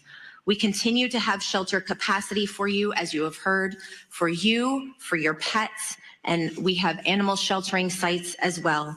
These orders are not just to keep you safe and to keep your community safe, they are also to keep those on the front lines of this devastating crisis safe. And the longer that you wait to evacuate, the more you are putting people in danger who are putting their lives on the line to protect your homes. Please don't do this. Please evacuate. There is also an evacuation order in Santa Monica, the northern border of the city to San Vicente. The warning is north of Montana to San Vicente as well. We have an evacuation order as well as a warning there. Barry J. Nydorf Juvenile Hall is in Sylmar, and that is under evacuation warning because of the Hearst fire. Our probation department has evacuation plans in place should that move to an evacuation order from a warning. And our priority is to keep our youth in our care safe. Santa Monica Malibu Unified School District has closed its schools today. And as you heard from Superintendent Carvalho, LAUSD has a variety of updates. We have heard from our state insurance commissioner as well. And while this is still quite early in this emergency, we do have some initial guidance from his office for evacuated households on reimbursable insurance expenses, with information to be found at insurance.ca.gov. Obtain a complete copy of your insurance policy, take note of additional living expense limits, track additional expenses, document conversations with your insurer or adjuster, and don't rush any decisions. If you have any questions, call 800-927-4357. Please continue to check emergency.lacounty.gov for the latest information. And I know we will see brighter skies by working together. Los Angeles County will continue to be unrelenting in our response. And I know we have only the finest on the front lines fighting this fire. It's our duty to see them succeed. Thank you. All right, now we are going to hear from LA City Council President and Mayor Pro Tem Marquise Harris Johnson. Thank you so much. Good morning, everybody. On behalf of the City of Los Angeles, I just want to begin by thanking and recognizing and acknowledging the great work of our first responders, especially the men and women of Los Angeles Fire Department, who last night we all witnessed doing heroic work in the face of grave danger. Last night was one of the most devastating and terrifying nights that we've seen in any part of our city, at any part of our history. fire literally jumping roads, taking out structures, and our public safety professionals created an environment where injuries were kept to a minimum, fatalities were kept to a minimum, and we wake up this morning with a renewed spirit that we can defeat this fire and move on to a brighter day. I want to also acknowledge the two members of the council that are with us today that represent the areas of the fire. Councilwoman Tracy Park of the 11th District, who's I think probably has about 90 minutes sleep by my count, because every time I looked on the television, you were there knocking on doors in neighborhoods, in community centers, at the shelters, making sure the community was okay. And then an absolute professional, someone who, since I've been on the council with her, has had to fight a fire almost every year. And so is a pro from the San Fernando Valley, the council member from the 7th District, Monica Rodriguez. And again, all the men and women, the firefighters are in the front, but our DWP workers are out there making sure we don't have additional fires from power lines and countless folks, DOT making sure the flow of traffic stays so that folks who want to evacuate can do so, are out there as well. So there's literally thousands and thousands of people working together to make this work. I want to announce a few more closures to add to the school closures that we heard and the closures that the sheriff and the supervisor read to us. Griffith Park closed today, including Lake Hollywood. Runyon Canyon closed today. The Los Angeles Zoo closed today. The Hollywood Reservoir closed today. The Hollywood Sign closed today, as well as all the roads through the Sepulveda Basin in the San Fernando Valley. So nobody should be going those places today anyway. I will amend what Chief McDonald said. Not only if you're on the west side or in the valley, anywhere in this city, if you can stay off the roads, please do so. I live in South LA, a long way away from the fires. Visibility is less than 1 block because of the smoke. So if there is not a good reason for you to be on the roads, we ask that you leave the roads open as possibly as you can to the public safety professionals that have to do their work and will lead us out of the crisis that we face here in the city of Los Angeles and the county of Los Angeles today. Also, lastly, just grateful for the work of the President of the United States, kicked in for us late last night, who happens to be in Southern California. The governor was with us in the Pacific Palisades last night and has helped out. And a range of municipalities around the county and outside the county have come in to help where they can. And we're extremely, extremely grateful for their help in this time of crisis for our city and our county. And with that, I will ask the Director of the Office of Emergency Management for Los Angeles County, Kevin McGowan, to come to the mic. That's insane. Thank you for the introduction. This ain't stopping anytime I'm Kevin McGowan. soon. I'm the director with the LA County's Office of Emergency Management. As my partners up here have said before, we're facing a historic natural disaster, and I think that can't be stated strong enough. This is not a normal red flag. We've been in partnership with the National Weather Service for days prior to the arrival of this severe windstorm. There's been amazing communication by the National Weather Service, and they should be acknowledged for all of the communication that was put out days in advance. What's critical about that is it partnered all of our public safety and emergency organizations throughout the county to begin preparations for this. And a lot of the successes we saw over the last 18 to 20 hours is a direct result of painstaking preparations that had gone into place for the last 48 to 72 hours. We still have a long road ahead of us. Our county is known with wildland fires. We just finished working on the Franklin fire. We've had the Bridge fire, the Post fire. This has been a very destructive fire season. This is just going to add to it. Our eyes are on mitigating the impacts from this emergency, working with our community partners, and then charting a course for what will be a long recovery effort. With that, I would like to introduce our Department of Public Works for LA County Director, Mark Paschal. Space lasers. Good morning. Thank you, Kevin. My name is Mark Pastrella. I'm the Director of Public Works for Los Angeles County, the largest public works department in the United States.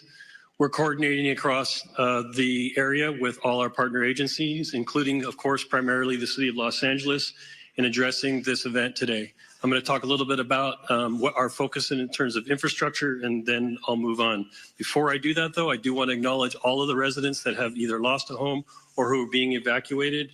I do personally understand what that is about and understand what kind of fear that can put into you. One thing I would recommend to you before you leave that home, if you want something to do, is to close that home up tight, close any openings, completely tight to the home, and make sure that access is open to the fire department in the event that they want to come on and do work on your property. That's one thing I've learned through the years is important. So right now, LA County Public Works is focused on water supply, the road safety and transportation system, and preparing our flood control system for the inevitable post-event, which may be flows of debris and mud. With respect to water resources, there's been quite a bit of talk in the media about the water system that we're using for suppression. So let me make the following statement. There have been quite a bit of comments over social media about the local water supply and its impact on firefighting efforts.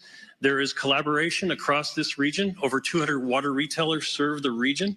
LA County serves the area that in the Eaton fire area. LA City serves the area of the Palisades area. We also serve the Palisades area in the north area of unincorporated area water supply through the hydrant system. The municipal water systems that service our homes and businesses continue to work effectively. However, they are not designed to fight wildfires. A firefight with multiple fire hydrants drawing water from the system for several hours is unsustainable. This is a known fact. That's why air support is so critical to the firefight. And unfortunately, wind and air visibility have prevented that support.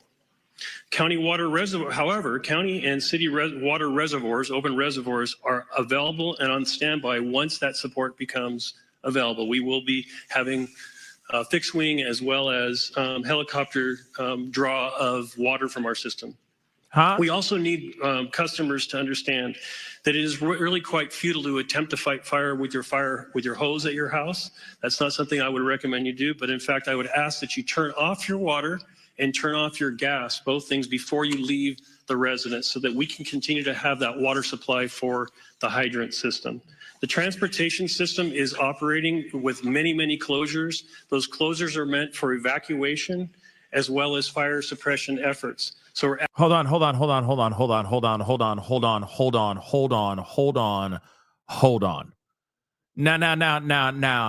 Now. Did we just not hear that fire hydrants were not producing any water?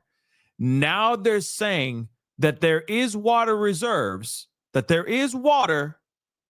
And now they're going, well, please shut off all your water and don't use your water to spray down your homes and stuff like that. Because, it's taken away from the fire hydrants. What? Am I hearing that correctly, y'all? I'm not on crack, am I? I mean, some of y'all be like, yeah, you are. You crazy, Pascal. You crazy. But I'm just saying real quick. Did he not just say that? So it's all because people are using what the hell? So you mean to tell me this is all because people are out here trying to spray down their homes? So now they're trying to say, oh, it's all because of that. So shut down all your while you're running in panic from this blazing fire. Shut off all your stuff. Oh, and shut off your gas too real quick so that we get access to that water because we're not able to use that in these fire hydrants. Stop. Oh my. What? Okay, I'm not crazy. Okay, I'm not crazy. All right. Sorry, I don't usually stop in the middle of a live press conference, but that took me aback a little bit. Would you not agree? That took me the mother-loving aback. All right? That is some BS. No, it's not, because there's reserves somewhere. There is some water somewhere. That wherever it is being used by regular civilians that are trying to protect their homes. What the hell? I can't wait for these questions. I'm just waiting for these questions to start popping off because I'd like to see that lie come out this man's mouth again. Asking residents not to abandon vehicles in streets, to not park vehicles in streets, but to leave those vehicles on your property. And we ask that you drive very carefully because we also have the other event of wind right now. And we have numerous signals out across the area. So we need people to drive very consciously in the street system. And then the third piece in the road system and in our homes is the wind is causing massive tree fall. We have numerous, over hundreds and hundreds of trees that have fallen in the area already. We expect more of that to occur. This is a safety hazard for you and your children. So we're asking that you avoid walking outside, avoid being under trees, avoid parking cars under trees, all the things that you can imagine that a tree can do. A tree can be just as devastating to a home and to your personal self as a fire. So please be aware that the wind event is going to continue and the infrastructure is in place to do with that. We are currently preparing to remove that. We are removing trees as they fall where it's safe to do so. There will be a mass debris removal system put together that the county is coordinating, but we would be removing and working with the cities to remove the mass debris that's going to occur not only from the fire, the structures that have been damaged, but all of these trees that are down. So please, one of the things is make way for our utility workers who are in support of the very brave firemen and sheriff and police force that are out doing their job. We are in full support of them. Oh, God, hold on really quick. We're going to continue on. I promise. I'm sorry, guys. But Basement Jesus said this, okay? Thank you so much for the comment. The reserves something. The reserves something that must be physically opened. They must be physically opened. Hydrants in Cali are fed from two different sources, the public works and storage towers. Now, if this statement is true, then why would he suddenly say, oh, because of what the public is using, what the civilians are using, it's tapping into all of our stuff, right? So now, if the reserves are depleted and they need to be physically opened, if they've already opened those things, and they say that the reserves are low, then they're low, or there is nothing left, right? So it to me, it's like, wait a second. If the public is using, you know what I mean? If they're using the regular water that they use every single day, then these reserves that they say have been depleted, like I said, I'm just a bit confused, okay? I'm just a bit confused. But like I said, maybe they're going to explain a little bit more, but that's a little bit odd. If that has to be physically opened, then they should have already opened those doggone the reserves already, right? Right? They should have already done that yesterday because clearly of the fire that's going on right now. It's raging right now. Okay, let's continue on. But if that information is true, Cali's got a very, very big problem, and they need to get this remedied. Toot sweet. So lastly, on the flood control system. Oh, sorry. And again, yes, Carly, they did say before, they were saying that the reservoirs, they were empty. So where are they getting this extra water from? Like I said, it just doesn't make any sense. But let's continue. This is just a quick note that, yes, in fact, we will have a lot of debris. The flood control system has been impacted. That covers the entire region by the fire. In fact, many of our facilities have been burned. One in Eaton area, Eaton Yard, where there is a debris dam there, and its facilities are currently threatened. We're looking at that and want to raise up those systems. As we enter into post-fire, our department will be available to do review of your individual properties to make sure that you're safe from debris flow as another event that may occur in LA County. With that, I'm going to happy to turn over the microphone to my partner from the Department of Water and Power, the General Manager, Janice Kianis. Thank you, Mark. I am Janice Quiñones, CEO and Chief Engineer for LADWP. I want to start by thanking everybody on this response. I've been in emergency management my whole career, and the collaboration I've seen in this response has been incredible, especially our first responders, our crews. I want to thank our crews that have been working on high winds trying to restore power as fast as possible, and also county, city council, mayor's office. The mayor has been in contact with me all the time. And also other utilities in California have been proactively reaching out to us to help us with the restoration. So we're in the process of contacting them to ask for more support. I want to continue the thought process that Mark had about water supply in Palisades. We had a tremendous demand on our system in the Palisades. We pushed the system to the extreme. 4 times the normal demand was seen for 15 hours straight, which lowered our water pressure. We were pushing 75 CFS on our trunk line to try to keep water pressures in the system. If there's a message you take away from me today, is I need our customers to really conserve water, not just in the Palisade area, but the whole system, because the fire department needs the water to fight the fires, and we're fighting a wildfire with urban water systems, and that is really challenging. What happened in Palisades? We have 3 large water tanks, about 1 million gallons each. That makes more sense. We ran out of water in the first tank at about 4:45 p.m. yesterday. We ran out of water on the second tank about 8:30 p.m. and the third tank about 3 a.m. this morning. Damn. Those tanks help with the pressure on the fire hydrants and the hills of Palisades. And because we were pushing so much water in our trunk line and so much water was being used before it can get to the tanks, we were not able to fill the tanks fast enough. So the consumption of water was faster than we can provide water in our trunk line. So I want to make sure that you understand there's water on the trunk line. It just cannot get up the hill because we cannot fill the tanks fast enough.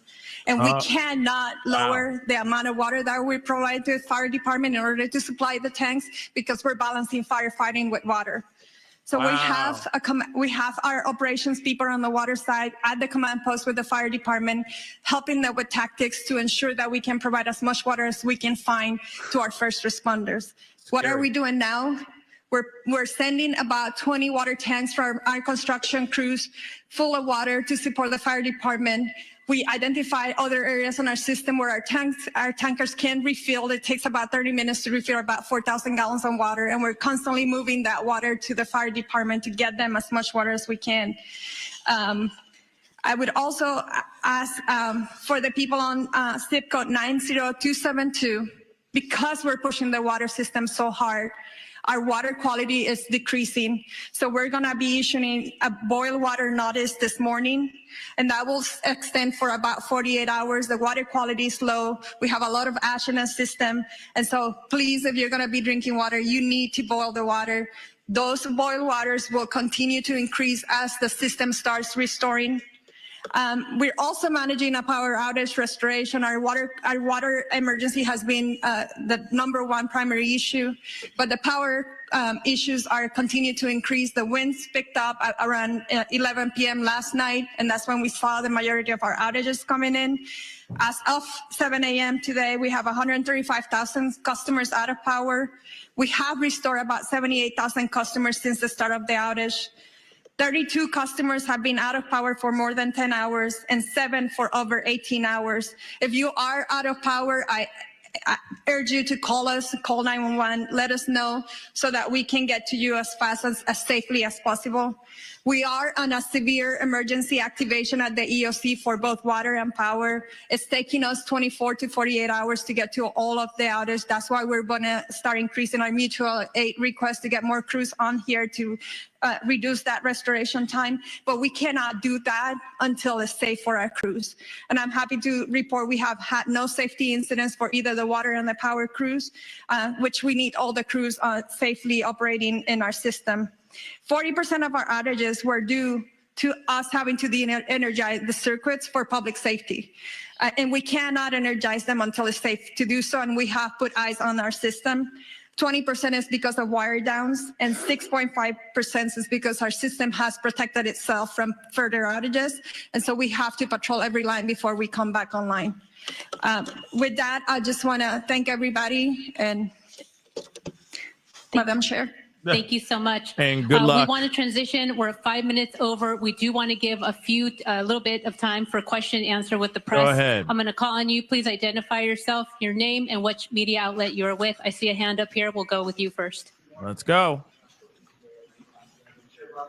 Ask because this press conference called One Voice is bringing together some of our city leaders, our county leaders here together for this incredible tragedy, this crisis that we're experiencing right now. And a lot of our viewers are asking, how can other Angelenos help? Because people want to volunteer, people want to help. What's the best way that other folks out there that want to help, what can they do?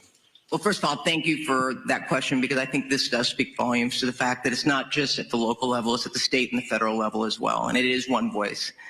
We're seeing these fires taking place countywide, which is stretching our resources. But to the public, I mentioned All Saints in Pasadena that's opened up its church to people that are evacuating, people that are not only part of their parish, but also people that are seeking refuge. I would encourage, and we will work with our Office of Emergency Management, to put together a list of what you can do to help. I know at Pasadena Convention Center, they're looking for resources, food, and blankets. Red Cross is putting that together, but we can always use more. So this is the time for us all to come together. I mean, we're trying to wrap our heads around just getting this fire under control. But make no mistake, we will put something together so that people can offer their support. You are seeing the goodness, and I know Supervisor Horvath mentioned it. With all these horrific stories you hear, you also hear stories of people that are doing amazing things to help their neighbors and their community. Thank you for that. I'll go ahead in the green shirt.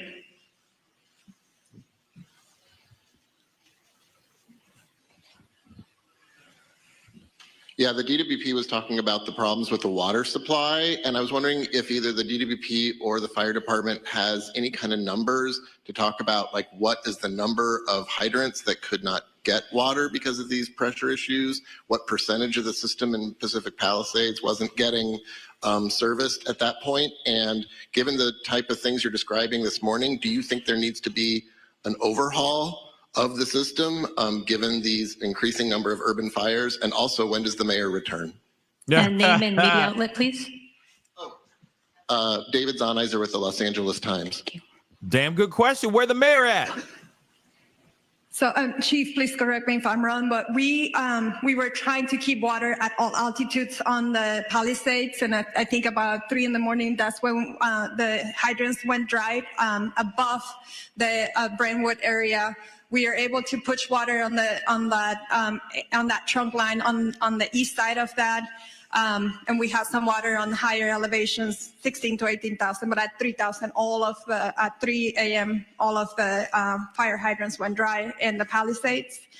To your question of climate resiliency and how do we need to update the system, I would say that that is true. We were talking with the county supervisor and Mark on how are we going to change the way we operate our water systems for events like this.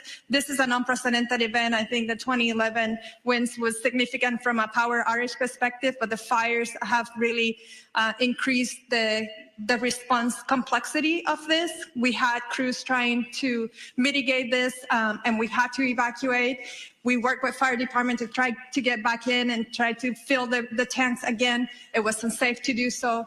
So you're managing the fires, you're managing the power outage, and you're managing the water needs because there was an urban wildfire firefighting. So yes, we have to look at our system from a climate resiliency as a region. And it's going to be more than just DWP. It's all the water agencies here, including the county. Thank you. Over here in the burgundy with a mask. Name and media outlet, please. Real quick, I can speak on the operational side of the hydrants. We don't have a specific number to the hydrants. We do know that it came in phases. Now, our firefighters always have a primary plan, a backup plan, contingency, and emergency plan. So oftentimes, just so that the public is aware, in large brush fires, water supplies are normally limited. So with that, our apparatus do have that ability to draft water if we need to out of pools, ponds, any type of water resource.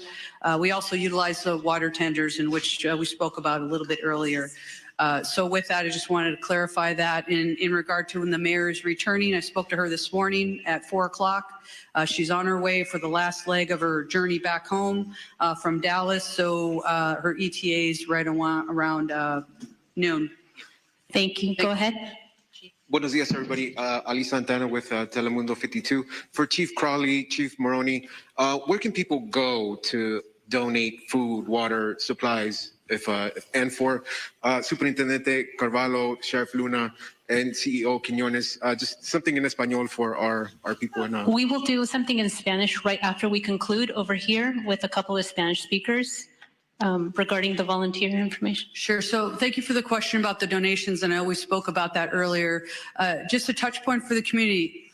We are so grateful for the community's efforts in regard to donations. Now, what I do want to be mindful about to make sure that we share is please listen to the direction of where those donations, either through money and or food, any type of donation, it can become problematic if the public starts to just drop things off. So we are putting together a strong plan from our Emergency Operations Center. We're at the highest level at this point. We're coordinating with the county as well. So stand by for more information. We want to be very purposeful and strategic in how we're going to collect those donations, and they are welcomed. Right over here with the glasses and the gray, right behind you. Over here with the hand up. Thank you, sir. Scott Snowden, Santa Monica Daily Press. Question for Ms. Horvath. Are there any forecasts or predictions at this point for the economic impact of this?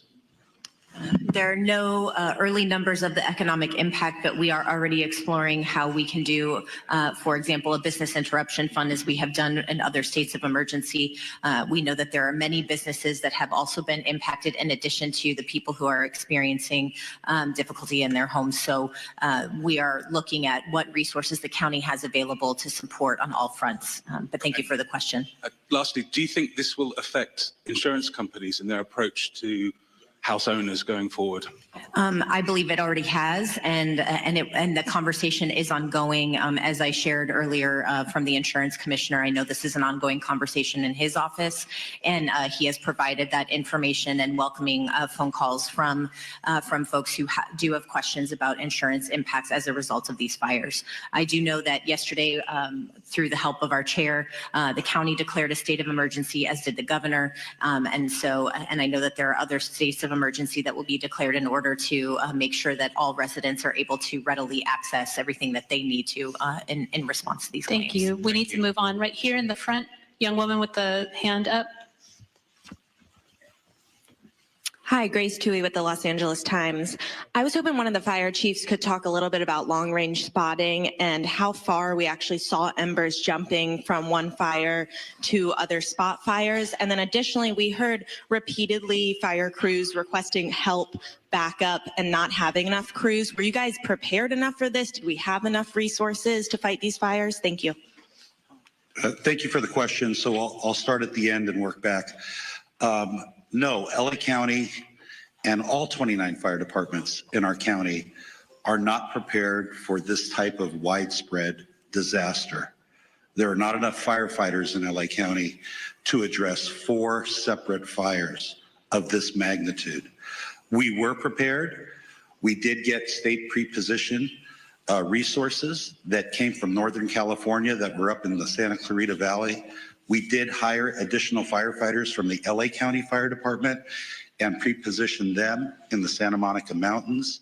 The LA County Fire Department was prepared for 1 or 2 major brush fires, but not 4, especially given these sustained winds and low humidities. Like our Director of Emergency Management said, this is not a normal red flag alert. People were calling for help. We tried to get them the help that they needed. LA County right now, like the LA City Fire Department, is prioritizing life safety, but we're also engaging in structured defense, perimeter control, and aerial operations. Remember that the LA County Fire Department has 13 aerial assets available to it. In addition to our agency-owned helicopters, we have our 2 CL-415 Super Scoopers and our CH-47, which is part of the 3-county QRF. So we're prepared, to keep fighting the fight. Like I said earlier, I've requested additional resources, not only from Northern California, but from out of state. We did that last night, yesterday. So we're doing the very best we can, but no, we don't have enough fire personnel in LA County between all of the departments to handle this. Thank you. Thank you. And we have a couple of just quick I just questions. want to also acknowledge that that came down from Sacramento State Senator Ben Allen and Sasha Perez, as well as our Santa Monica Mayor Negrete, who's also present here. And I know that Congressman George Whiteside is flying in from Washington, D.C. He represents the Sylmar Santa Clarita area. And so we appreciate you all being here. Thank you, And Chair I think Barker. someone from the mayor's office would like to go ahead. Thank you, introduce. Supervisor. Thank you. Appreciate it. Good morning, everybody. Celine Cordero, Deputy Chief of Staff to Mayor Bass. I just wanted to step forward and address the question about the mayor. The mayor will be on the ground shortly, very shortly this morning, and engaged. But I want to assure the community and the city, our mayor has been actively engaged 100% of the time, the entire last 24 hours.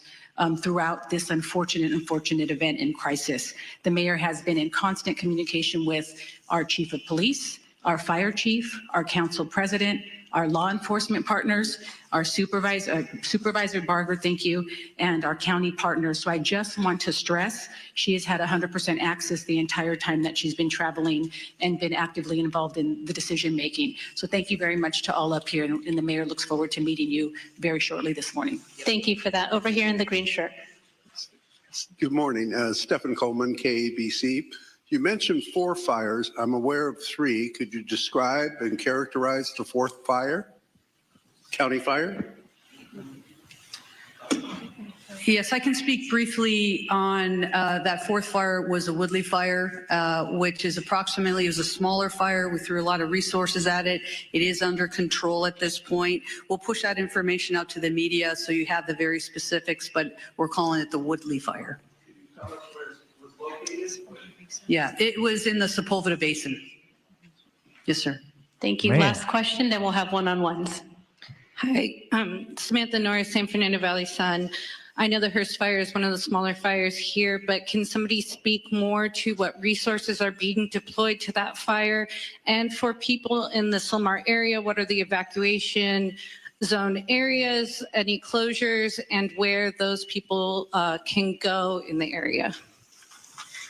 Hi, good morning. Councilwoman Monica Rodriguez from the 7th District. Last night we evacuated 71 horses from the Stetson Ranch area. The fire came up quickly, and so thankfully they were safely evacuated to the Hanson Dam Equestrian Center.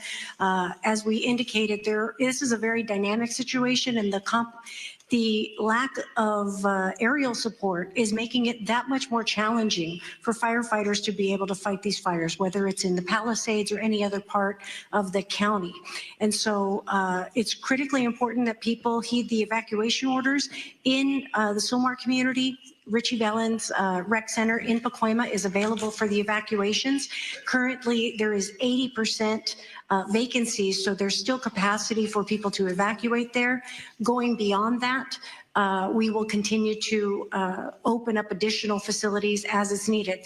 I want to assure the public that the things that you can do, and I know the question was asked earlier, if you're not in the immediate fire area, there are things that you can do to be of assistance, and it goes to looking at hardening your home from any potential threat of embers. These embers fly, they can go for a couple miles. So we want to ensure that they do everything to create the defensible space in their homes if they're in the adjacent areas. Again, staying off the roads to the greatest degree possible. More importantly, reducing your water usage at this time because there is no aerial support. All of our water is being heavily demanded upon for these firefights in all parts of the county. So these are the proactive measures that people can be taking to be of assistance immediately given the needs of our first responders. If you have downed power lines, report those to 911. We can also report all outages to 1-800-DIAL-DWP. And most importantly, for trees that are down, because we know we have a lot of road blockages. Our Bureau of Street Services, for the city of Los Angeles, all of our street services crew and public works crews are out there doing that work as well, and they are part of our first responders.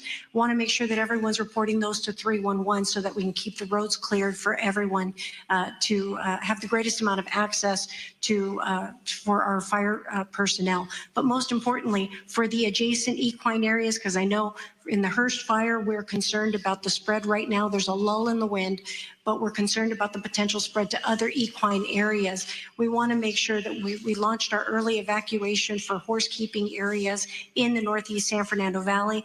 And I want to continue to urge the public in these adjacent areas to please be prepared with your bags, with your important documents, to be ready to be prepared to potentially heed the call for evacuation. Thank you. Thank you very much. We're over time. We're going to... Just one clarity sorry. as well, so you have some of the statistics. It started at 1010 last night. The latest acreage we have is 500 acres. We're working closely with our partners, which are the Los Angeles National Forest.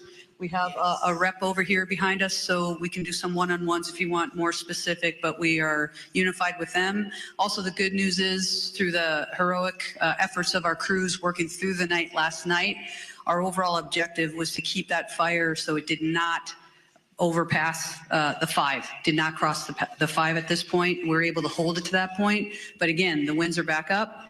We're working really, really hard there to make sure we maintain that. And we're continue to work really, really hard with our partners. Thanks, Chief.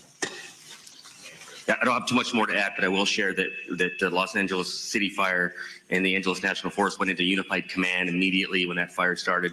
And that fire started in an area we're well exercised, known as the mutual threat zone. So that's a part of our pre-planned unified command area, and that includes ground resources and aircraft. And of course, as mentioned, the aircraft has been having a hard time finding good air, and actually with the wind speeds. We're assessing aircraft availability every minute, continuously watching for a window to get aircraft up from multiple parts and multiple agencies. The Angeles National Forest aircraft and the air tanker base that services the Southern California areas in Lancaster under the U.S. Forest Service, and they're watching for opportunities to launch aircraft. But last night, the winds out in the Antelope Valley were just as bad as they were here in what we call the Front Range. So we're still struggling to get aircraft in the air. Yes, sir. Robert Garcia, Fire Chief for the Angeles National Forest. Thank you. We are wrapping up our press conference. We will have one-on-ones and a short for Spanish media. If you gather right over here, we will have Sheriff Luna and also LA City PIO with Fire David Ortiz. So Spanish interviews right over here. All right. Good morning, everyone. Welcome to 9 o'clock here. And Drummond. And I can tell you, block after block, there were no houses standing. When you say it appears to be a war zone, a disaster zone, the damage is catastrophic, it doesn't even begin to do justice. Check that out. That's insane. The aftermath. After block destroyed. This again, Toyopa Drive between Corpus Christi Catholic Church, which is severely damaged. We believe the sanctuary has now collapsed. At least one huge building is a total loss. And Drummond. And let's go to this. A lot of talk on Sunset Boulevard, the grocery store. Again, you know, the heart of the community. We saw the public library on fire. We saw the church on fire. Rouse on the 15,000 block of Sunset Boulevard destroyed. It is just the walls are standing. Wow. And take a look at this video that we shot for you early this morning. This is what we saw up and down Sunset Boulevard. This is on Sunset and Rivas Canyon, where homes were burning on both sides of Sunset Boulevard, on both corners of Sunset. Homes completely destroyed. No firefighters in sight. Again, firefighters stretched thin. They're trying to save the homes that they can. Some homes are just left to burn when the loss is too great and they cannot save them. And then you have the water issues, and we're going to be talking a lot about that in the coming weeks, as will LA City Fire. What happened to the water? Now, this isn't the first time that fires in this area have had water issues. Back in, I believe, the 1990s, there was a fire in Malibu, and they had huge water issues. During the 1993 Malibu fire, there was a lack of water, and they had to drain water from swimming pools, which we actually actually saw LA City firefighters do today near the church that was burning. There was a home that was just burning to the ground right in front of firefighters. They couldn't save it. They were trying to save the other home by using pool water. I'm going to ask photographer Tony Butita again. I'm on PCH here right next to Gladstone. I'm just going to ask him to turn the camera around and just show you how gray, how dark. We drove through parts of PCH where it just appeared almost to be nighttime as this fire continues to find fresh fuel to burn. And sadly, that fresh fuel includes homes. The loss is going to be on a very large scale. And even more importantly, you heard Sheriff Robert Luna report this morning that they have reports of 2 fatalities. We don't know, and we broke the story early this morning, that a man was found here on Pacific Coast Highway with severe burns to almost his entire body. At one point, the rescuers thought he was naked because the fire had burned the clothes off of his body. He was in extremely critical condition, taken to the hospital, fighting for his life. We do not know if that is one of the 2 fatalities. We will learn more about that in the coming days. But that truly is the big story here, the loss of life, and of course all the folks that are in the hospital with smoke inhalation, with some serious burns, including a firefighter with a serious head injury. Oh my gosh, this is terrible, y'all. This is getting this was already sad to begin with, but now it's getting to that place where it's getting devastating, right? Obviously it's been way beyond that since yesterday when this whole thing first started. But man, this is bad, right? But now we're hearing about casualties, and of course, some are people who are just trying to get away. Some people are stuck. Some people are trying to fight these fires. Some people are first responders as well. I mean, we're going to be hearing a lot of these kind of stories here very, very soon. But let's continue on. Let's hear a little bit more. I'm looking at some other updates as well. You know, that's another thing that everybody is dealing with, and we saw this during the Malibu fire too, is the lack of cell signals, the cell towers that are burned, that go down, and our signals have been spotty all morning long. It's very, very frustrating. Thankfully, the firefighters and the first responders, they have their radio communications, which have not been affected. But you were mentioning that lifeguard tower burned to the ground. A lot of folks, we believe, moved their cars across the street to the ocean side, thinking it would be safe there. And unfortunately, it wasn't. They weren't safe. We saw multiple cars just burnt, just the shell of what was a car on the ocean side. Wow, just goes to show how violent those winds were overnight. Clearly, we're not out of the woods yet, as we've been listening to Maria and Samara tell us the forecast coming up. But it's a very different look right now with daylight, and you can see just how devastating this fire continues to rage in the Palisades area. Thank you so much, Gigi, and please wear your mask, because the air quality, you could just tell right there, is very dangerous. With first responders there on the beach wearing their masks. Thank you. All right, so from Gigi, we're going to go over to Mario. He's in the San Fernando Valley, where we're staying on top of the developments there because you have been covering the Hearst fire this morning. That's right, and the Hearst fire is still burning out of control, about 500 acres, 505 to be exact. And we heard in that news conference a little earlier this morning that 3,000 residents here in this area remain under mandatory evacuation orders. Now, I want to show you the activity that we've been watching here from our vantage point along Sombrero and Sycamore here in the Oak Ridge mobile home community. Now, there are hundreds of homes here in this gated community. We've seen multiple agencies, LA City and County, CAL FIRE, and U.S. Forest Service crews responding to this blaze. Police officers also stationed here in the neighborhood. This all began, it was first reported around 10 o'clock last night, stretching to about 500 acres in a few hours. And right now it is burning adjacent to the Angeles National Forest, fortunately away from these properties at the moment. But there are still mandatory evacuation orders that were issued for areas north of the 210 freeway from Roxford Street to the 5 and 14 freeway split. And those mandatory evacuation orders mean you should leave if you haven't already. And I want to talk to Lupe and Val here. They are returning to the neighborhood after evacuating. You're sort of assessing what's been going on and what things look like right now. Walk me through what it was like to evacuate last night. So yesterday, He had saw the fire, and then I was actually at the store. So I came home and I saw it. My first instinct was just to grab him, get my dogs, and get my, like, you know, baby pictures, stuff like that. And so I did that. I came, we ran inside. I was like, just help me grab something. And then I just put on some clothes. I got my social and my birth certificate, and then we just left. So then we went to his brother's house. We got both the cars, and then it was so hard to even get out. So they had to open an emergency exit for Oak Ridge.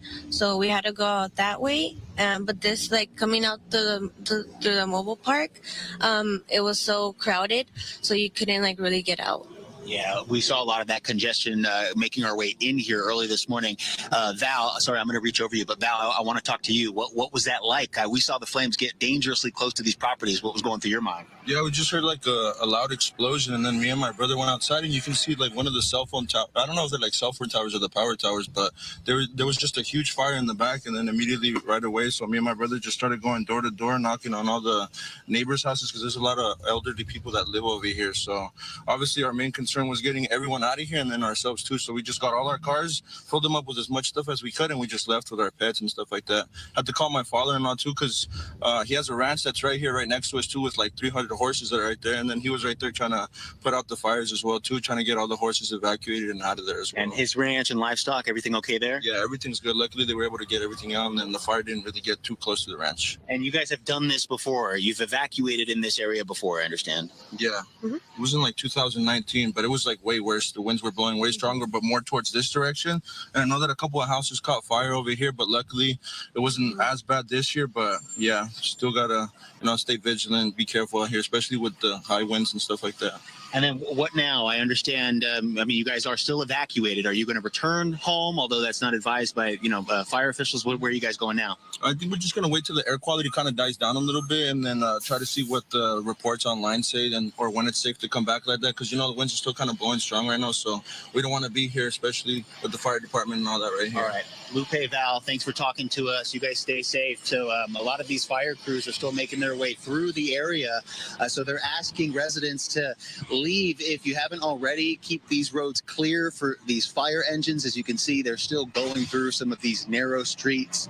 Now, we did see earlier there were several cars parked just under the 210 freeway right outside this community, and several residents said that they just parked their cars down there. They slept and, well, they just waited. They really couldn't get any sleep.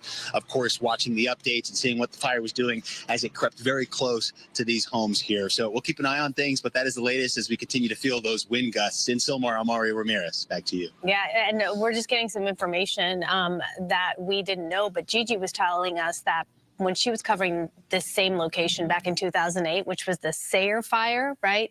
At the time, it was the worst loss of homes due to fire in the city's history, right? So nearly 500 homes burned down in what was known also as the Sylmar fire. That was in November 2008. So just interesting perspective, and just we'll continue to basically compare and contrast, because obviously Los Angeles County has seen many fires throughout its history. But this one, as we've heard from experts, officials, Maria Samada talk about just how different this one is in the way these erratic winds are behaving, and so unpredictable, which makes it all the more scary. I'll show you a look at the map of the Now, of course, there's some updates, so I want to share this. Again, this was during the press conference that was said, but I do want to repeat this again. It has to do with the water, and I'm going to let this footage kind of roll for a little bit. But they say Palisades firefighting effort puts tremendous demand on water systems. So the chief executive officer and chief engineer of Los Angeles Department of Water and Power, we heard her speak, but I wanted to repeat what she said in that press conference. She said there has been, quote unquote, tremendous demand on our water system in the Palisades, resulting in tanks being emptied 3 times in less than 24 hours. That's a lot of water being used, okay? All at the same time. And let's not forget, this is in various areas all over Palisades and then some as well. You know what I mean? So this is very interesting. So it says, quote unquote, we pushed the system to the extreme.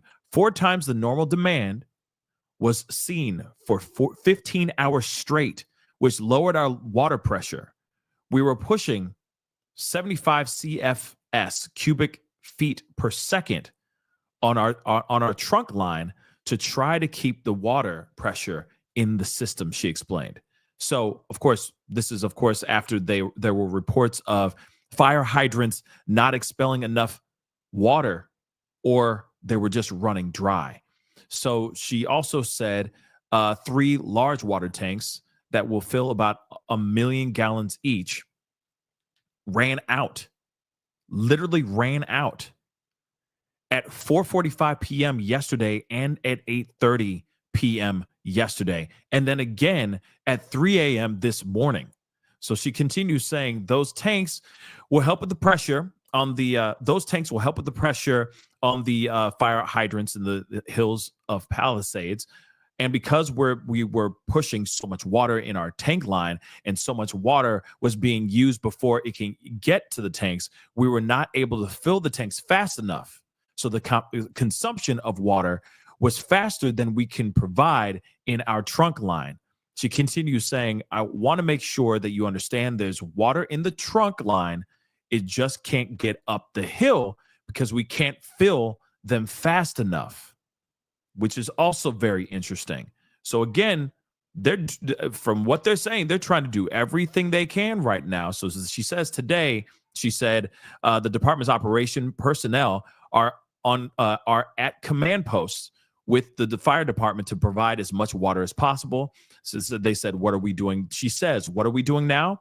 We're sending about 20 water tanks for our construction crew full of water to support the fire department. We identified other areas in our system where our tankers can refill. It takes about 30 minutes to refill about 4,000 gallons of water. And we're constantly moving the water to the fire department to get them as much as we can, she said. She urged all Los Angelinos to conserve water at this time. So in other words, like what we heard in the very beginning, which made me wonder, why are they suddenly saying that they got water when they didn't have water? Like fire hydrants aren't coming out with water or anything like that.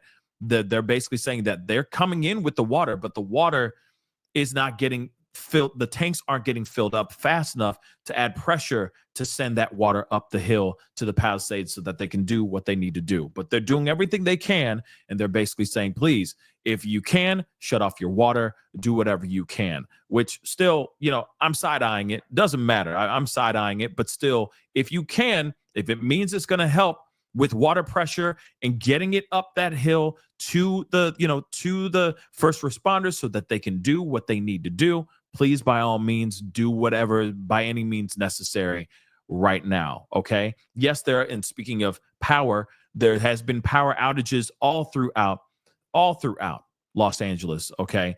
I've been hearing family members, all that stuff as well, being without power for 15 hours straight so far. I mean, it's been pretty crazy since everything has transpired since yesterday.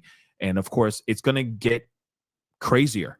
I think this is going to be, this might spread further into Hollywood, further into areas that I'm sure not a lot of people, none of us wanted to see any of this happen, right? But it may spread even further, and it could go upwards of millions of people trying to evacuate and get away from this situation if they don't get a chance to calm this fire down.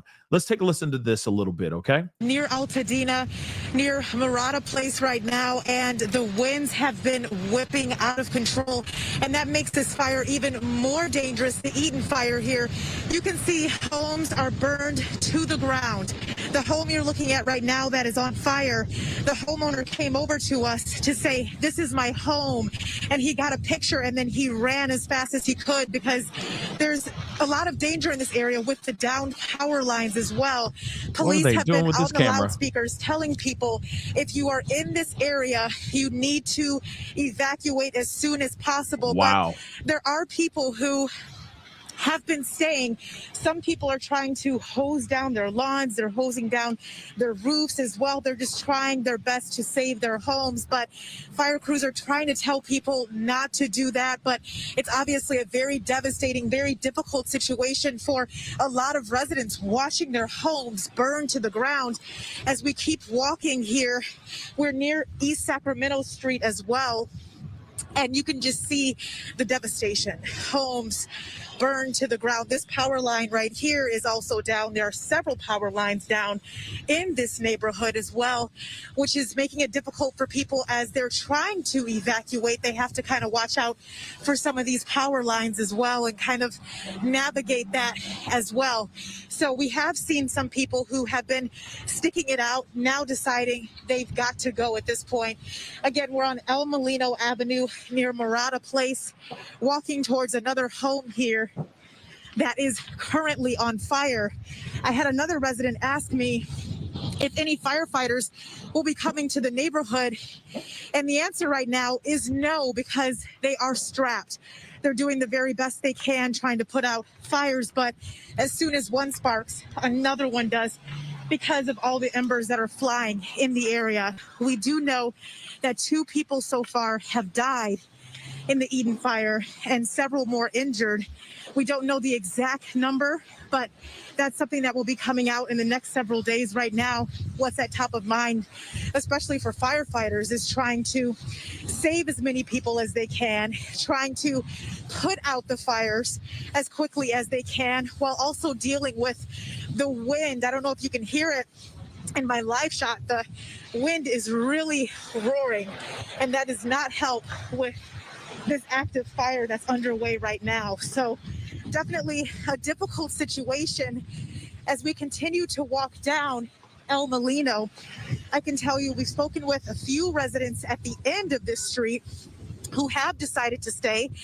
They said that they just wanted to save their home. And one guy is trying to evacuate, but he, in the stress of it all, lost the keys to his car. So now he's scrambling, trying to find the keys to his car because he's got his car packed up, but he's unable to move it. Wow. So you could just imagine the stress that people are under. Absolutely. Yeah, because in a moment's panic, when you're rushing and running around, you might have even packed those keys in one of your bags. You don't know. Maybe that's a reminder, too, when you're doing the Getty Set Go plan, right? And you're positioning your car. I'm gonna be real. I mean, look at all those down power lines, all that stuff. I mean, I'd be doing everything. Look at that. I mean, I get it. You save your home if you can, but at the same time, there's a moment when you got to realize that it's time to pack up your stuff and kick rocks. But again, think about this. There are downed power lines. There's all this kind of craziness that's going on. And man, you got reporters out there just braving it all. That's some ballsy stuff, y'all. Surrounding property of his home. This is just, oh my gosh, it's making me very nervous. Right. The wind's whipping around. Yes, it made us very nervous as well. We've been speaking to him. We gave him some extra masks as well because he's been using a towel over his face to try to, keep the smoke. There's a lot of smoke in the area too. That's another thing to worry about, but he's really just trying to save his home. So it kind of shows you the level of panic that people have out here trying to save whatever they can. But, it's easier said than done to just abandon your home. And I understand that, but fire crews are trying to tell people and to really evacuate the area and save yourself. Right. Not only evacuate while you can early on, but also they were urging people in the latest news conference this morning, which was just about an hour and a half ago, to not hose down your property and to conserve that water. Actually turn off your gas, turn off your water, because fire officials do need those resources. Right? But do you really think that guy who's on the top of his roof right now was watching the press conference? I highly doubt it. I highly, highly doubt it. Let's be real. He's busy trying to save his home. He's not sitting down while the fire is raging around him watching this press conference. Hell no. He's trying to do everything he can to save his home because it's his home. But it's still, he needs to pack up his stuff and go. Okay?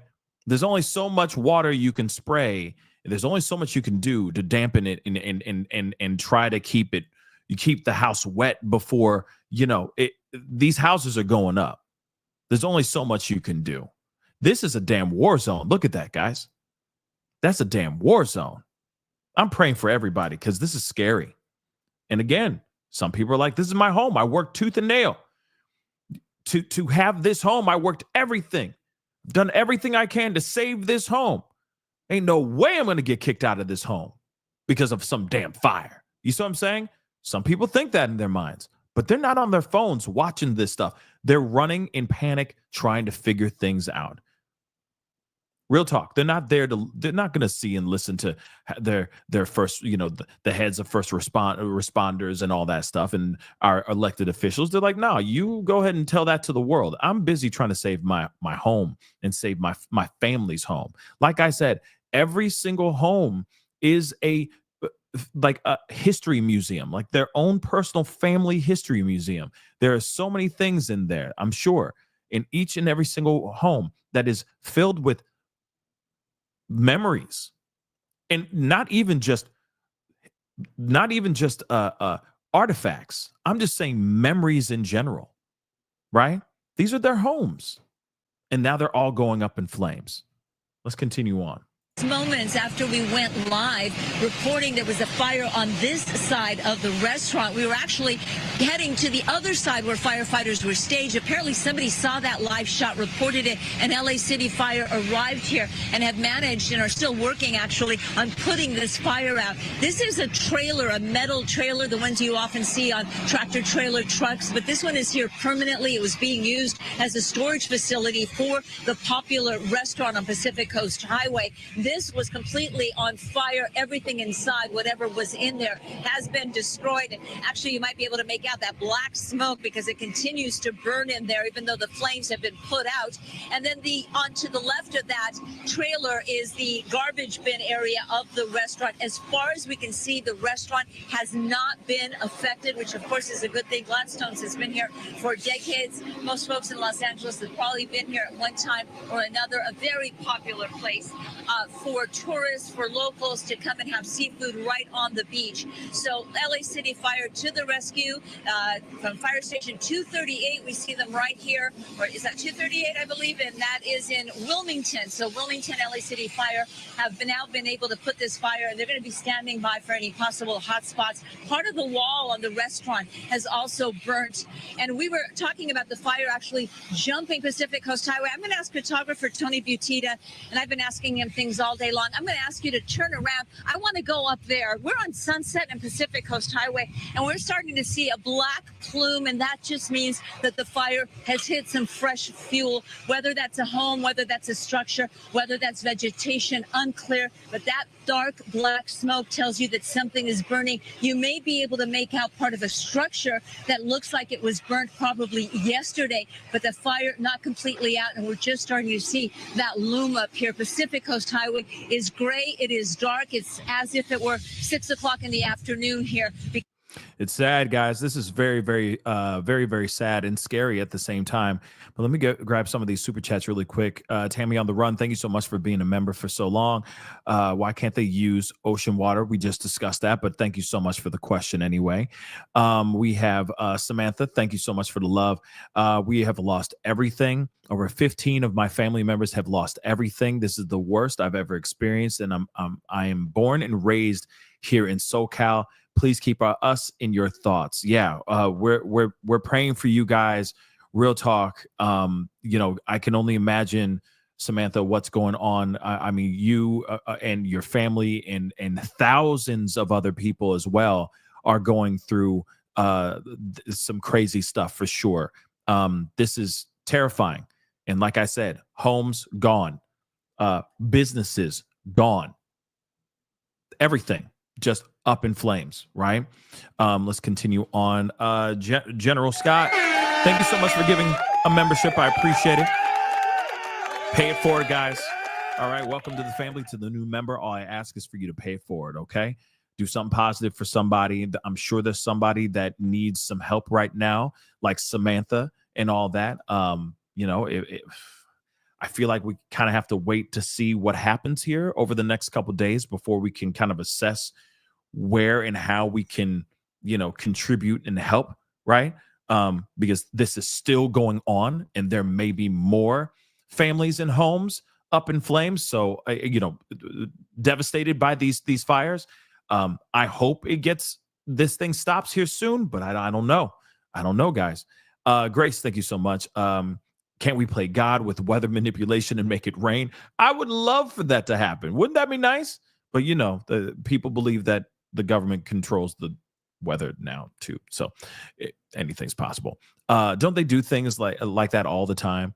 Why not now? Yeah, I keep wondering, why can't it just suddenly start raining, like a torrential downpour in California, in Southern California right now? But yeah, we ain't going to see that anytime soon, I don't think. Tipsy, thank you so much for the love. Praying for California. Thank you for covering this, Pascal. Of course, it's my duty. All right. Nikki, thank you so much for gifting 5 memberships. I appreciate it. Thank you so very much, guys. But unfortunately, guys, I'm going to have to wrap up this particular show.